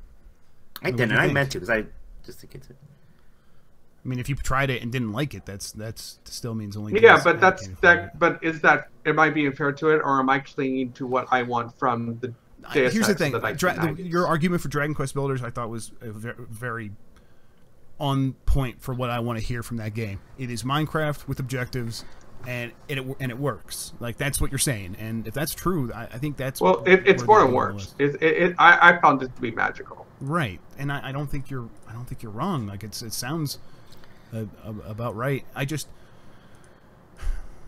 here's the thing. As much as I enjoy Civ 6, I'm not finding it magical. Sure. I mean, but what if we? Civ 6 was Mike's choice, right? Yeah. I mean, it's not my strongest choice. No, I know that. But I guess it's success. I mean, I'm not like I wouldn't be defending Civ 6 so much if it wasn't what it was going against. I guess is kind of my thing. Yeah. So what if we asked everybody what one game they would get rid of is? Would that maybe help? Because if there was a consensus, at least to see where we stand. Sure. Okay, let's start with Dean. So what have we decided on Dragon Quest Builders then? We're kind of figuring out which one. It's on the bubble. It's on the bubble with the rest of these. So I think of this list. That's the one that to me that does not seem like AAA. Well, what does that matter? AAA doesn't matter. I mean, okay, guys, this is Dean's vote. Let him have his vote. It's your choice. Yeah, go ahead. I mean, Jason? Darkest Dungeon. I wouldn't, also not consider it AAA, but I would not knock it off to the list. just because of my impression of it, I guess. You do like Flash, Dane. Jason, what are you gonna vote for? So the one that I would kick off this list if it were me would be Deus Ex, but it's just because of my bias against what Deus Ex become versus what I think Deus Ex should be. That's no better or worse than any other excuse we've had for why we're making this decision. The second one I'd kick off this list after that would be Final Fantasy 15. Ooh. Well, I think, and I'm saying that's not even on the conversation. Why are you making it more complicated? And I'm saying that as a fan. Over Call of Duty, Jason? Come on. It's got flaws. Now we're picking on it has flaws. No, we're not. Okay, no, stop. I'm going to stop you because I got the answer I wanted to hear. Deus Ex. That's my vote too. So that's 2 for Deus Ex. I was going to say Call of Duty because... Oh, that doesn't matter because you said Call of Duty, he said Dragon Quest, and 2 of us said Deus Ex. So, Deus Ex. Here's the thing. We're not taking these things into consideration, but that game came out and no one talked about it. No one gave a damn about that game. Like as soon as it came out, it seems like people forgot about that game already. It was forgotten immediately, and that didn't happen with any other that's game not on say this list. no one not even because Call of Duty. Like Call of Duty. Let's not say no one because that's not true. Well, no, I know, but like relative to the rest of the games on this list, I would say all of them got buzz in terms of whether people once people started playing them, they found things that they didn't know that they were going to love that they loved. Call of Duty, that's even true. People were like, I didn't know I was going to love the single player, and it's awesome. And lots of people have enjoyed the single player. Yeah, I just. By the way, guys, did we? I'm just kind of tuning in a little late to this part, but did we forget about Battlefield 1, or did you guys actually feel like it's not worth it? I don't think it's worth it, but if I mean, we're gonna have to knock another game off the list, and yours, Deus Ex, is already on the bubble, Dean. So if you want to replace, you want to make a case for Battlefield? If you want to replace Deus Ex with Battlefield 1, we're still kind of where we start. Yeah, I mean, I enjoyed Battlefield 1, and I would put that kind of game ahead of Final Fantasy, Dragon Quest, even Titanfall 2, Sim 6. Deus Ex, Hitman. So Battlefield 1 was just third on my list of games of the year. So I thought it was just a really high quality shooter. Why would you put it ahead of Titanfall though? Is what I'm really interested in, because as much as I got frustrated about having to come out of my mech, I really dig the story that Titanfall had. I think Battlefield 1 had 5 really nice stories to it. They were all too short. I wanted more from each one of them. And EA, started with something and took a lot of risks and completely changed it. They changed World War One to World War One. They added strange things in. They didn't dwell upon trench warfare. They just found a lot of other kinds of stories that were untold about World War One. They had fun things that they introduced for just ridiculous gameplay, like Zeppelin. Right? And so, I think all of that collectively, both multiplayer and single player, that made more of an impact on me than Titanfall 2, which I felt like, had outstanding gameplay and a story in service of the gameplay the whole time. Which is it's the like way you we introduced a new great chapter game so that you can learn how to do this new thing, jumping across walls, back and forth, quite a bit. Right? That is awesome. That's the best part about video games, like Mario stories in service of the gameplay. And yeah, but I don't get that feeling from something like Uncharted 4, right? It feels integrated. No, but Uncharted 4 is like, if you don't like the story, you're not going to like the game. Like you might appreciate it, which is like I think where I kind of land on it. I really appreciate what that game is. I mean, Titanfall 2's story was surprisingly good, but then there are some missing elements to it. Like I think they could have used more cinematics that would just sort of make you care about the gameplay more. Here's kind of like I think the issue we have is the importance of storytelling. That's like the whole conversation where I think me and Jeff are on this side where we think just about all video game stories are kind of bad anyways. So one having like a 7 out of 10 story instead of a 6 out of 10 story, we're kind of like, it's not good. Whatever. It's what's the gameplay? gameplay? Yeah. is where I'm at. Okay, yeah, you're right. That's probably gonna come. Yeah, I out mean, later when we try to I decide put on- a lot more. I'm an English major, right? I put a lot I'm more an English emphasis major. on storytelling, right? I'm uneducated, Professional writing. so I can't. I'm Just illiterate. riffraff. Yeah, exactly. Okay, so now you've put Battlefield 1 into the mix, Dean. You're just making it more complicated, but Just- okay. Yeah, It's still on the bubble unless anyone else thinks it should be on the top 10. Does Mike, Jason? I don't think it should be on the top 10. I'll put Battlefield 1 over Call of Duty simply because it changed a setting. There is a general consensus that it was an improvement for the series, where it seems like people are getting more I can live tired with of Call that. of Duty. I can live with that kind of argument. I can't really live with Dragon Quest being better than Call of Duty, though. You know, so Why can't Dragon Quest inherently be better than Call of Duty just because it's not a AAA game, though? It's kind of. I mean, my question. there's plenty of other games that I think, it just sort of seems like a building game with a Dragon Quest theme, right? I mean, it's a building game, but it's a building game with objectives in a way that a lot of others haven't. And if you want a building game, I say go play Minecraft, right? Yeah, but that's the point. A lot of people don't like Minecraft and they like Dragon Quest Builders because it does something Go different. play Roblox, right? I mean, they're Roblox almost is the same like. thing. Yeah, go. What if we formula got to it. rid of Dragon Quest and Call of Duty? The whole Or point Deus about Ex. That's right. the whole point about Dragon Quest to me that I really love are the quests, because it is telling a story. And But that's not only different, that, it helps me with my children because it gives us a direction and it helps focus our energies into what we're doing. And I find when you have a big sandbox, that's hard to do with some kids. But we can't knock 3 Deaners. We can't knock 2 here's- of Dean's Deaners off so- now. It just seems cruel. So Dragon Quest might just have to go at this point. Dragon Quest and Deus Ex is, I guess, I'd rather have Dragon Quest up there than Battlefield or Call of Duty. But here's the thing. But yeah, I don't know. Again, Battlefield's good. Battlefield's good. And we all played Battlefield. I didn't. And again, it comes down to I'm the only one who really played a lot of Dragon Quest. So is it fair? Yeah, but I mean, I did play Battlefield and I didn't like it very much. So that's a negative towards it. But I think if we can get a consensus on dropping Dragon Quest and dropping Deus Ex, then I'll be fine. Let's do that, because we got a lot of argument over just the placement here still. Yeah. So let's not get too worked up about what's going to be number 10 and 9. Yeah. I mean, I could live with that. Yeah. I can live with that. all right. I'm good. I'm sorry, Dragon Quest Builders. I guarantee I'm gonna play that game and I'm gonna regret this decision. But that's how it works sometimes. Okay. So, Well, it'll still be on my list when I publish there we it. go. It's That's getting why more than its share of honorable mention here. So yeah, that's Dean is so done with Dragon Quest Builders. Like, to see it there just sickens him. seeding. Okay. Okay. Let's decide what's in the top 5. Overwatch is number 1. Are you guys going to be? What? I'm guessing how Uncharted could 4 is you going to be. betray me like that and go?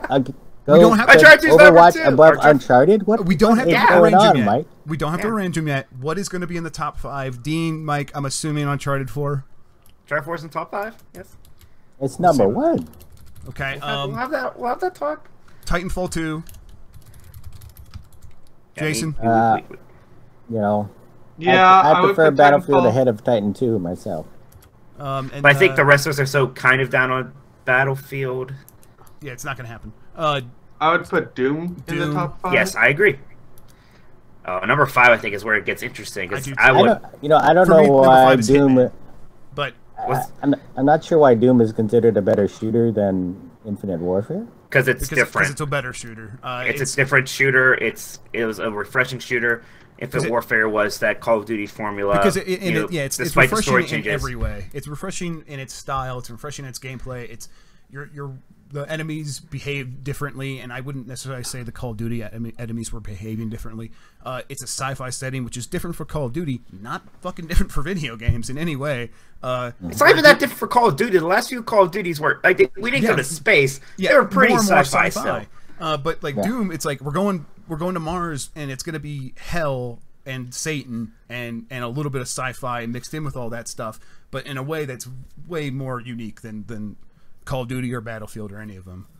And you were the one that was looking forward to it in 2016. Dean. I thought you'd be happy we put Doom up I there. know, me too. Oh, I'm happy it's up there, but I like the order of things actually does make a difference to me, right? Yeah, no, that's fair. Okay, so, I mean, what do we want for number 5? Like, I mean, if you... I really want Final Fantasy 15 there. I don't know if I'm gonna win you guys over with that one. No, it's Aw. not top 5. It's so Final Fantasy 15 is just so good. It's We such have a better role-playing game on this list, and it's Darkest Dungeon, Mike. Oh my god, Darkest Dungeon. Yeah, it sounds like for our number 5, cool. we're all kind of have our own darlings. Darkest Dungeon, Final Fantasy. I'm Hitman. So we might have to. This is going to be a tough one. Maybe we can. Maybe we could just like put everything in a bottom 6 and start arranging that. So. Who thinks Overwatch is better than Uncharted besides I do. Mike? We'll get there. But we're not. Yeah, we'll get there. You're right. Okay, so So this is the bubble 1, 2, 3, 4, 5. So what are we just missing from here? Final Fantasy 15.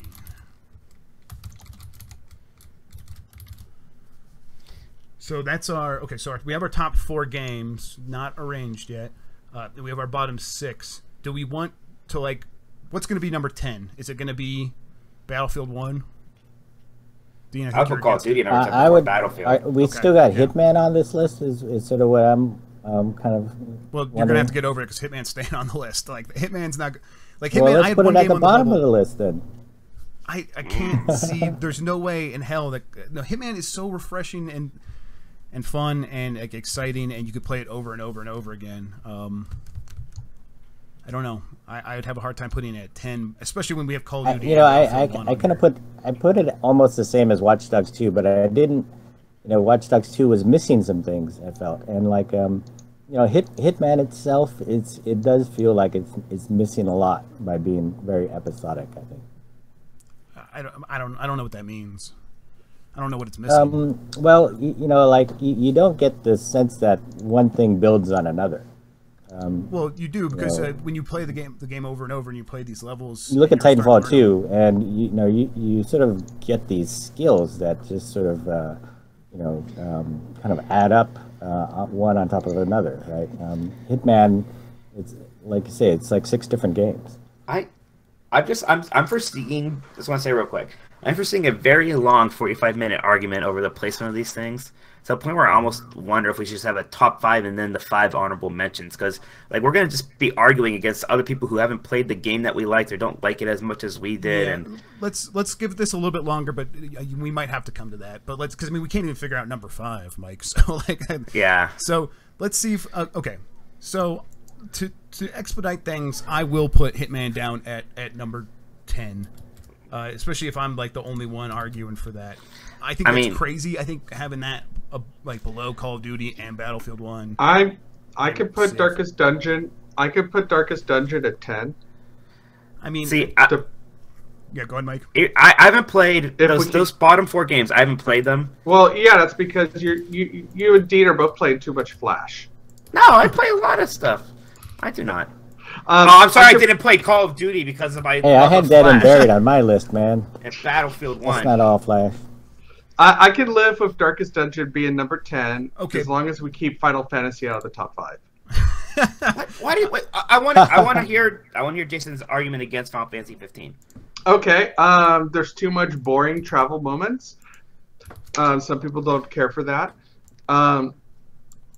Sometimes running around at night, especially when you're lower level, is frustrating because you're not supposed to be running around at night. That's like. But what about when you have to kill monsters to get money because you don't have enough money, and the only way forward you see to get money is to kill monsters at night? You get money by selling treasures. You get money by selling your inventory items. They're all over the place. Okay, here. Yeah, but what if you've gathered them already, Mike? I do not see how you could be that low on money. Okay. Well, some people have been. If Final Fantasy 15 and Hitman aren't number 5, what is number 5? That's where I'm looking at this list, and I'm really confused because it's not Call of Duty and it's not Battlefield. You're already saying you're okay with Darkest Dungeon at number 10, Jason. So is it Civ 6? There was such a lack of enthusiasm of Civ 6 from some of us, though. Yeah, I know. I mean, but okay. So if I was speaking on how I would vote, I would have Darkest Dungeon higher, but some of you seem very opposed to it. Yeah. I'm not that opposed to it, even though I haven't played it. Well, yeah, like it's hard to like take a firm stand against some of these because we haven't played them, but Well, I think that's kind of a problem here. Well, yeah, I mean clearly, but I mean, Dean, were you wanting like Battlefield 1 or Call of Duty at 5? Like, what were you wanting at 5? Dean wants Call of Duty higher. Well, yeah, but like let's figure out 5. Jason, so on the horror part, I think of a lot of other games that have done horror really well. I kind of. But he's already said he's okay with it at number 10. Like, yeah, I wonder if horror is the strong part of this game, or no, it's the moment-to-moment strategy of the game. He's also already said he's at number 10, so you've already won that fight, Dean. So what do you want for number 5? So I can live with that as number 10. I would also put Hitman and Civ 6 towards the bottom of the list. Okay, but what would you put at 5 then? Let's see.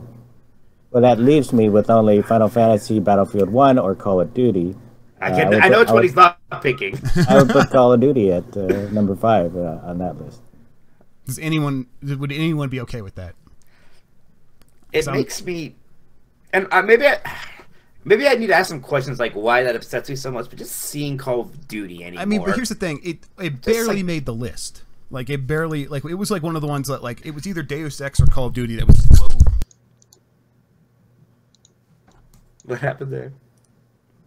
But I mean, I don't know. Is it? I mean, we also. I mean, these are our favorites, I guess. But that's the problem now.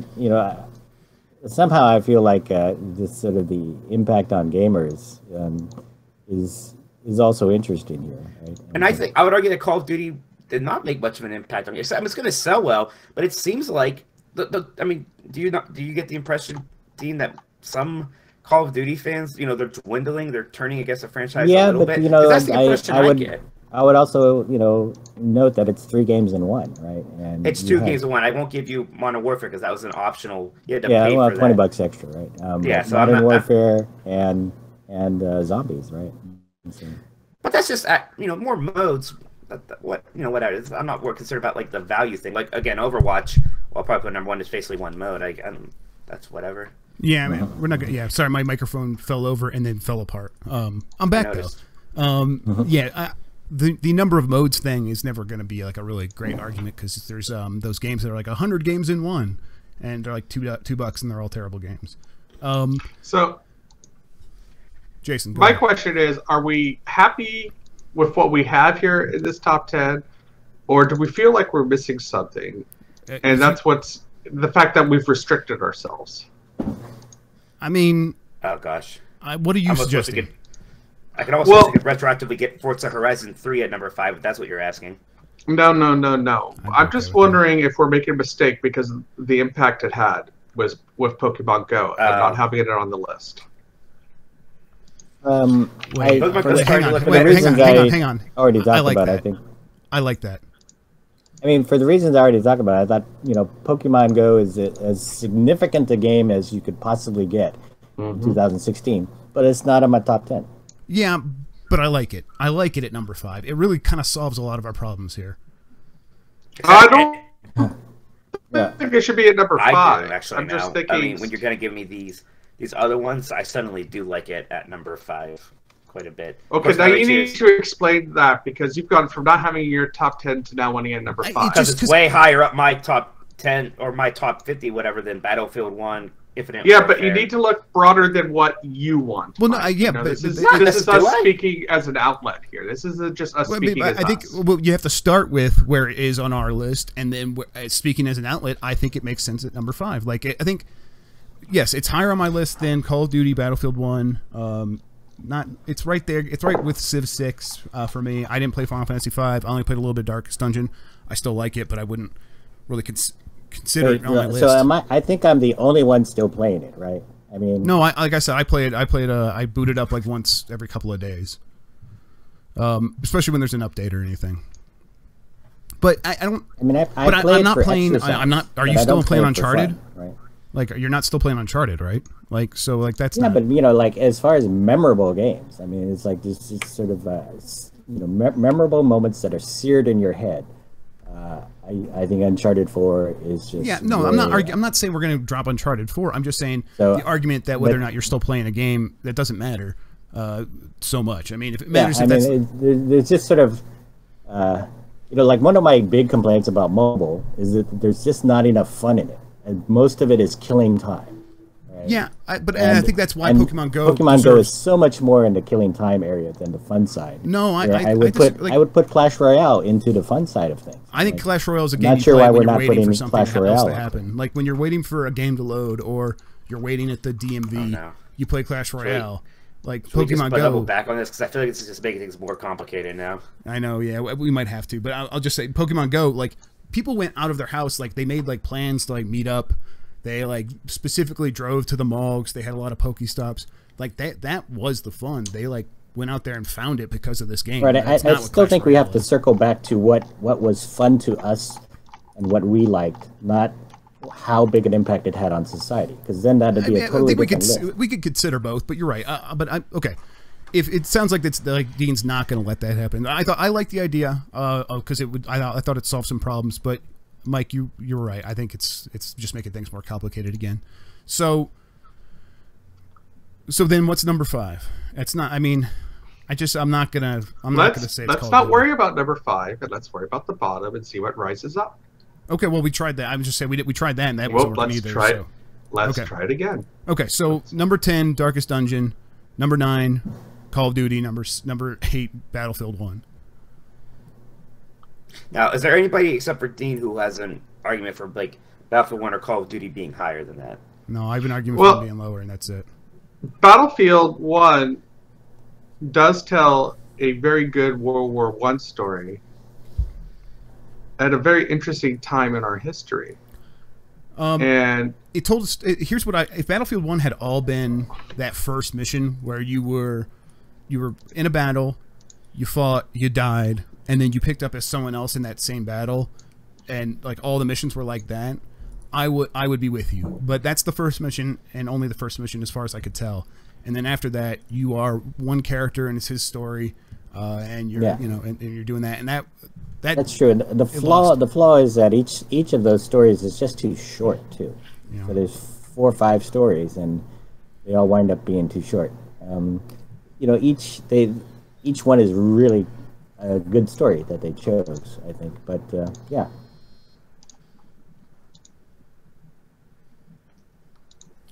So Dean, are you okay? So I think Dean, you should pick one: Battlefield 1 or Call of Duty that you want to try to move up this list.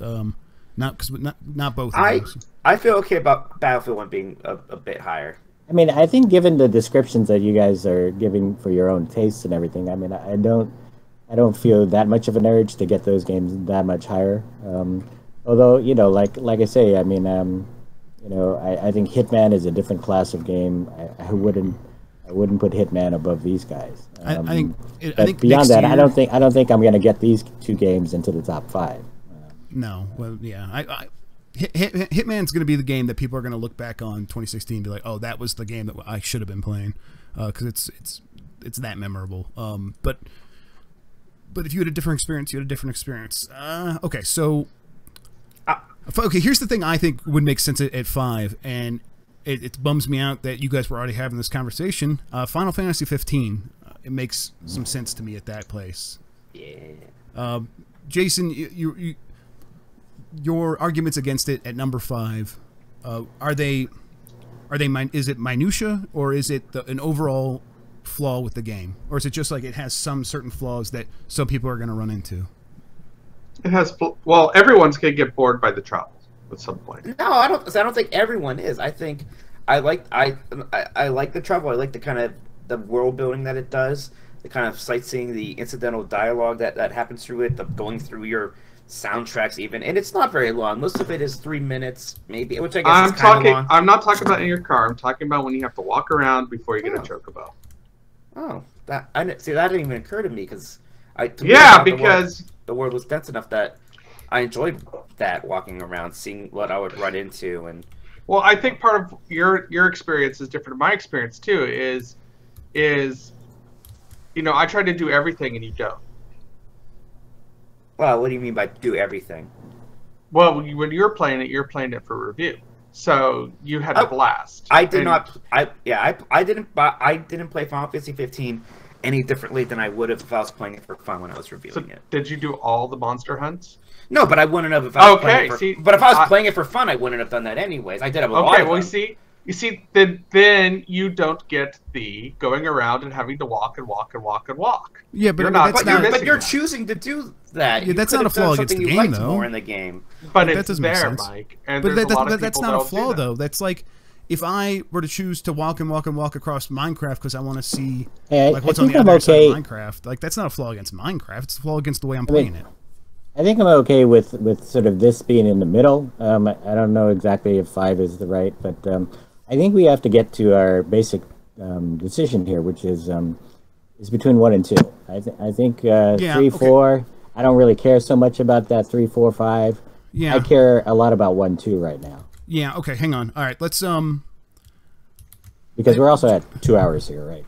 yeah, we're getting on there. Okay. So Final Fantasy 15 at number 5. I feel okay with that, Jason. I know you have some reservations about that, but are they so adamant that you would want to move up anything that's below it?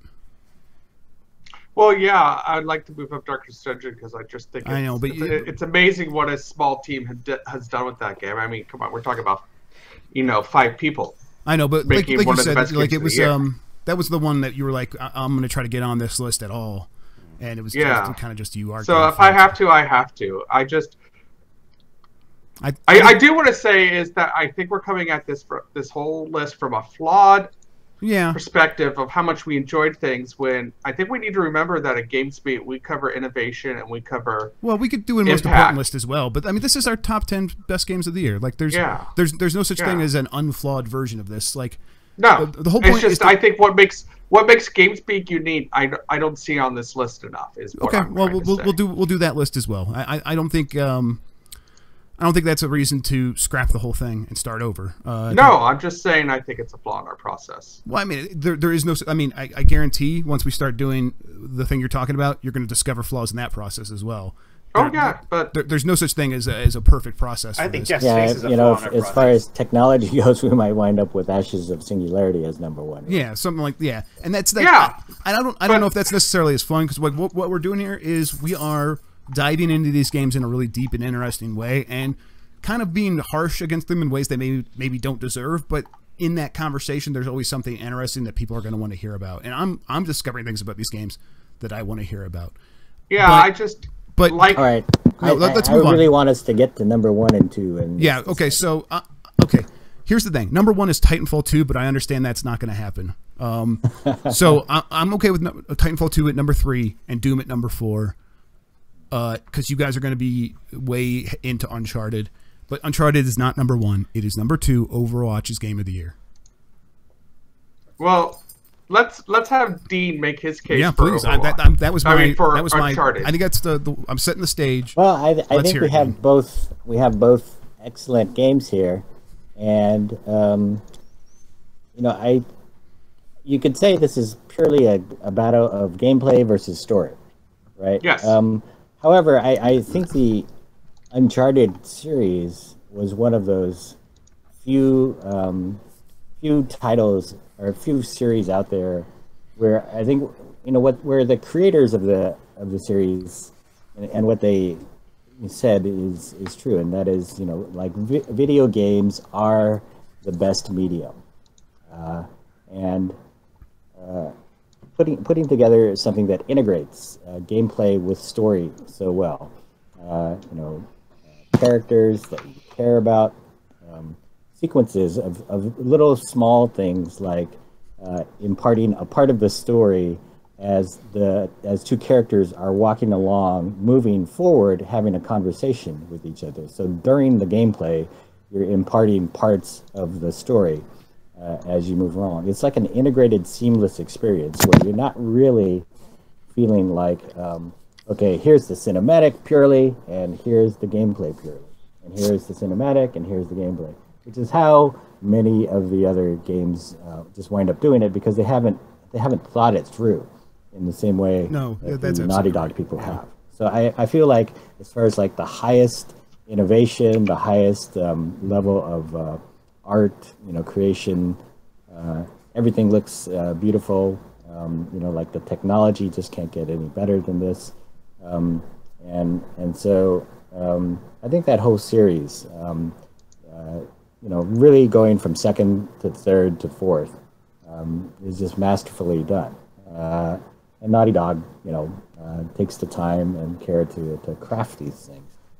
I think Overwatch for me is all gameplay without any sort of higher inspiration that I get out of it. Right? And, no message, no story. And I think the Naughty Dog guy who went over to Call of Duty made a very good observation, and that is you can have these epic scenes, but if you have a good story and characters to go with it, you're going to care more about that epic scene, and you're actually going to enjoy that epic scene much better.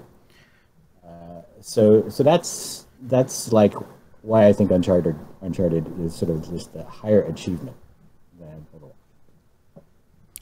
Overwatch. So I think you make some good points, but I would, and Mike was right earlier when he said this is a very much a gameplay versus narrative thing, but it's not just that. Because the points you make about characters, I think Overwatch actually does an amazing job of creating characters that people are insane about. Like, you go on, if you go to tumblr.com, and you're going to run into a lot of people who feel very strongly not suitable for work. Not suitable for work, of course. But even there's a lot of stuff that is suitable for work that people just are in love with these characters in a really visceral way, in a way that they feel very deeply about. And that comes down to kind of, I think, the more of the strengths of video games. When we say that video games are, the best medium, I don't think that has to do with storytelling and narrative and a lot of times even characters, because if I want a really great character, chances are I am going to go to a book or a comic book or a movie. If I want characters that I can relate to, I may get those from games. But with Overwatch, I actually got characters that I am very much into. I am learning a lot about in very roundabout ways, where they through their animations, through the ways they move, through their voice lines to one another in the middle of battles, their costumes, things like that. And I think that is such a better way of delivering character in a video game than the Naughty Dog way. And not to say that, and again, this is when we tear down games that are actually very good. I think Uncharted 4 is good. It's a good game. It is maybe one of the most finely crafted video games of its type ever made, where you're never lost. You never feel like the game isn't helping to guide you where you need to go, because Naughty Dog has figured out all of these very small things about the way we play games and the way that we kind of recognize the world and the way it's built. And they have built a game that is with all that stuff in mind, so that you always feel like you are in charge. You always feel like you know where you're headed next, and that's incredible. But that kind of game, I think, is just maybe doesn't fully kind of grasp what gaming can do in the way that Overwatch does, and none of that even touches on how much fun the actual gameplay and the actual mechanics of an Overwatch match really is.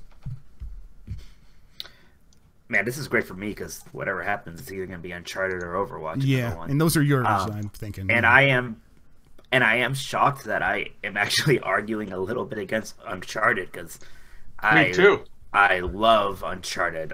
One of my favorite game series to ever come out. Easily my favorite game series of the last 15 years or whatever. And I think everything Dean said about Uncharted is true. Just super fun. I think maybe I'm kind of hearing people underplay the gameplay aspect of it. I think the whole kind of encounters in that game are really interesting to me, because they usually start off as stealth, then kind of evolve into platforming, and then if you're if you make a mistake, then it kind of turns into a shooter that is more or less difficult, kind of depending on how well you did in those earlier aspects. I just dug that game so much. But the thing with Overwatch that stands out to me, makes it game of the year, is every single thing they put in that game is exceptional. Whereas you put in an archer character, shooting his bow feels great. Running up the walls of him is fantastic. You put in this time traveling character, right? Wow, does that work great?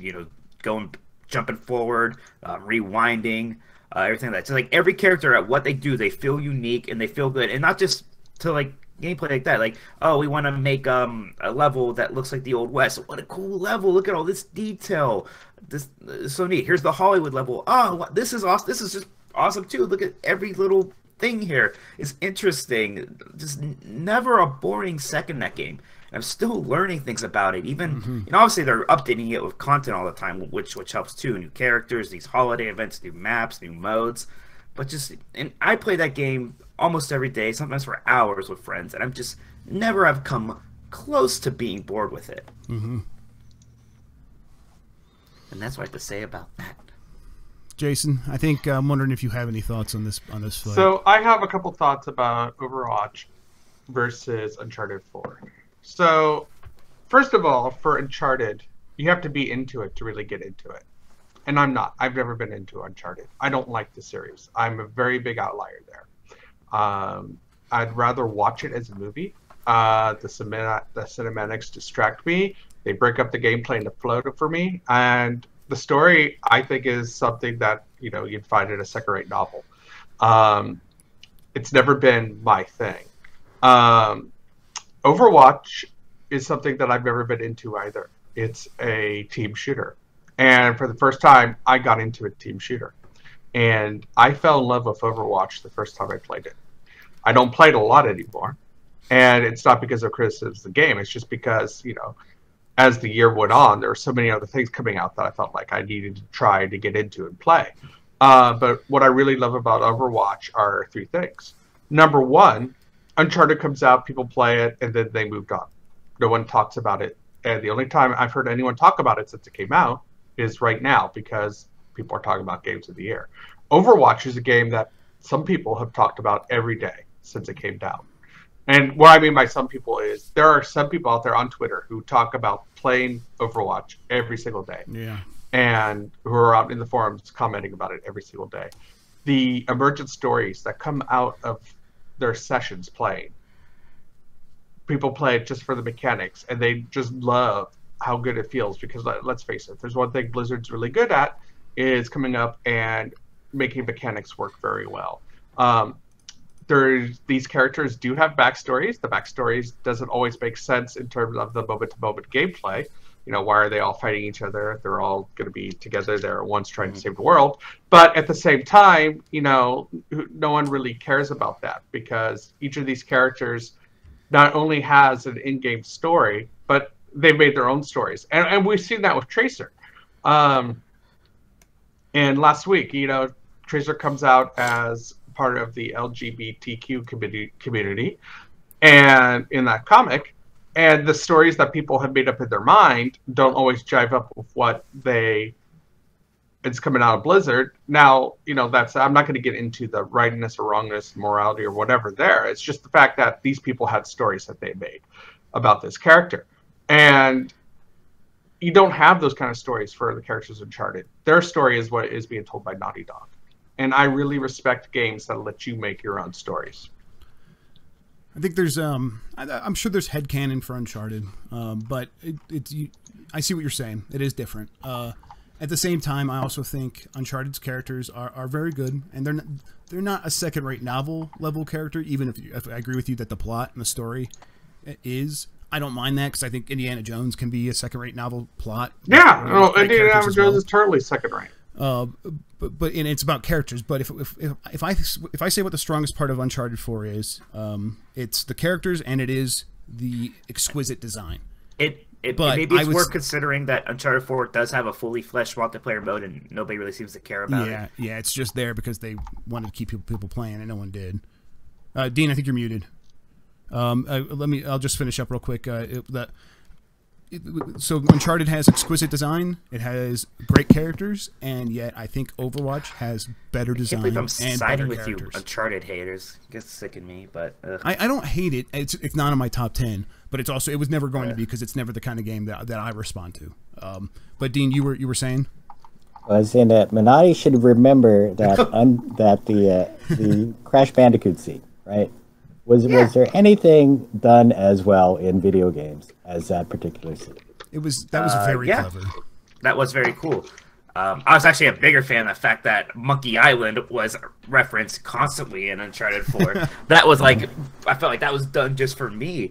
But honestly, no, the moments I remember more are just like holding down the last point on Watch Point Gibraltar and getting 3 headshots off as Widowmaker, and then my friend comes in like, I have an ult, and just shooting down her May ult, and everybody freezes, and there's like a second left, and so many of that, and that is the greatest I felt playing video games this year, is those kind of moments is happening from Uncharted. I mean, from Overwatch. Yeah, I liked Overwatch as well, but just not as much. I think, but it does sound like Uncharted it's 3-1. really I think is kind of the it's gonna comes down to it. I'm so sorry. I feel like I beat down on defeated Dean. again. I know. I feel Gosh. bad. Like Dean, you're gonna win one of these. It's like every year I get beaten down. Dean, you got. Yeah, but you gotta remember, you rallied Battlefield onto the list from it being gone. You held Call of Duty's position. So. You have more personal feel better things now. on Let's here. make Dean feel better. Thank you have more of your personal picks on here than us. Yeah, I think so. I made out pretty good in the top 5 here. I know. Oh, you shut up. This is almost my top 5. Yeah, this is not bad. Okay. Uncharted voting block fell apart. I'm sorry, Dean. Oh man. All right, The Last of Us Part 2. We gotta hang together on that one now. Don't worry. All right, guys. I think we have our top 10. I think what's really interesting here, though, is the fact is, okay, here we got 4 guys. Pretty different tastes. No. Let me finish. We're all immersed in gaming in our own ways, and together as the way GamesBeat covers games, for the more business and tech focus. But at the same time, we have such distinct tastes. And some of the games that we're championing are games that you're not seeing other outlets talk about. Sure, they didn't make our final list, but yeah, and I'm glad. That's what I like about this process too, is that we did. It shows, there's a very interesting breadth in here, and what in fact you've got, you've got 2 middle-aged guys and 2 younger white guys. Shows that we're not necessarily all playing just the big AAA games. I think that's a bigger point about gaming, is you can be whoever you want inside of video games right now, because there is something out there for you, and chances are there's probably like 10 to 15 games out there coming out every year that are going to make you really happy. So yeah, let's recount this top 10. And I echo what you said, Jason. That was well said. So number 1, Overwatch. Then we have Uncharted, Titanfall 2, Doom, Final Fantasy 15, Hitman, Civ 6, Battlefield 1, Call of Duty Infinite Warfare, and Darkest Dungeon. I'm happy. I'm quite happy. That's a good list. We might have to all pitch in and get Dean a present. Yeah, we'll send him some chocolates or something. Right. Yeah, when Overwatch came out in May, and by the end of that month, I was like playing it. I'm like, Doom is really good, and Uncharted 4, that was fun. But Overwatch, I'm like, at that point, I think I even tweeted, I'm like, I'm gonna have to count on Mike to make sure that Overwatch beats Uncharted, because I knew Dean was gonna be pretty heavy into it. So hey, it worked out. I predicted it. I feel a little dirty, to be honest. I know, yeah. There it is. All right, guys. That was a 2-hour podcast for Game of the Year. We'll come back. Maybe we'll have to do our anticipated 2017 next week. This is way too long. So thanks, everyone, for listening. Let me see. I have some things to say to wrap up. I think it's just, you can get us on GamesBeat.com. The email address is games+podcast at VentureBeat.com. And then let's start with Jason. Why don't you tell everyone where they can find you on the internet? Well, they can find me at GamesBeat, of course. You can find me on Twitter at Jason_Wilson, all lowercase. And then Mike? You can find me at Tolkoto at Twitter, and I'm also on GamesBeat in the Exploding Barrel podcast at ebpodcast.com. Oh, that's right. Mm-hmm. And send your condolences to Dean. Where at, Dean? I'm Dean Tack on Twitter and at GamesBeat. Cool. And I'm Jeff Grubb on Twitter. I think I don't have the rundown in front of me, Mike. So if you wrote a bunch of funny words in my name this time, I don't see it. No, sadly, I don't have the rundown. All right. So and I'm on YouTube at youtube.com/Jeffrey Grubb. Thanks everyone for watching. I really appreciate you sticking with us and hearing it. If you agree or disagree, let us know. And if you do, we'll maybe talk about it on the next podcast. This was GamesBeat Decides. Thank you for watching. Thank you for listening. We'll catch you next time. Happy New Year, everyone. Yeah, Happy New Year.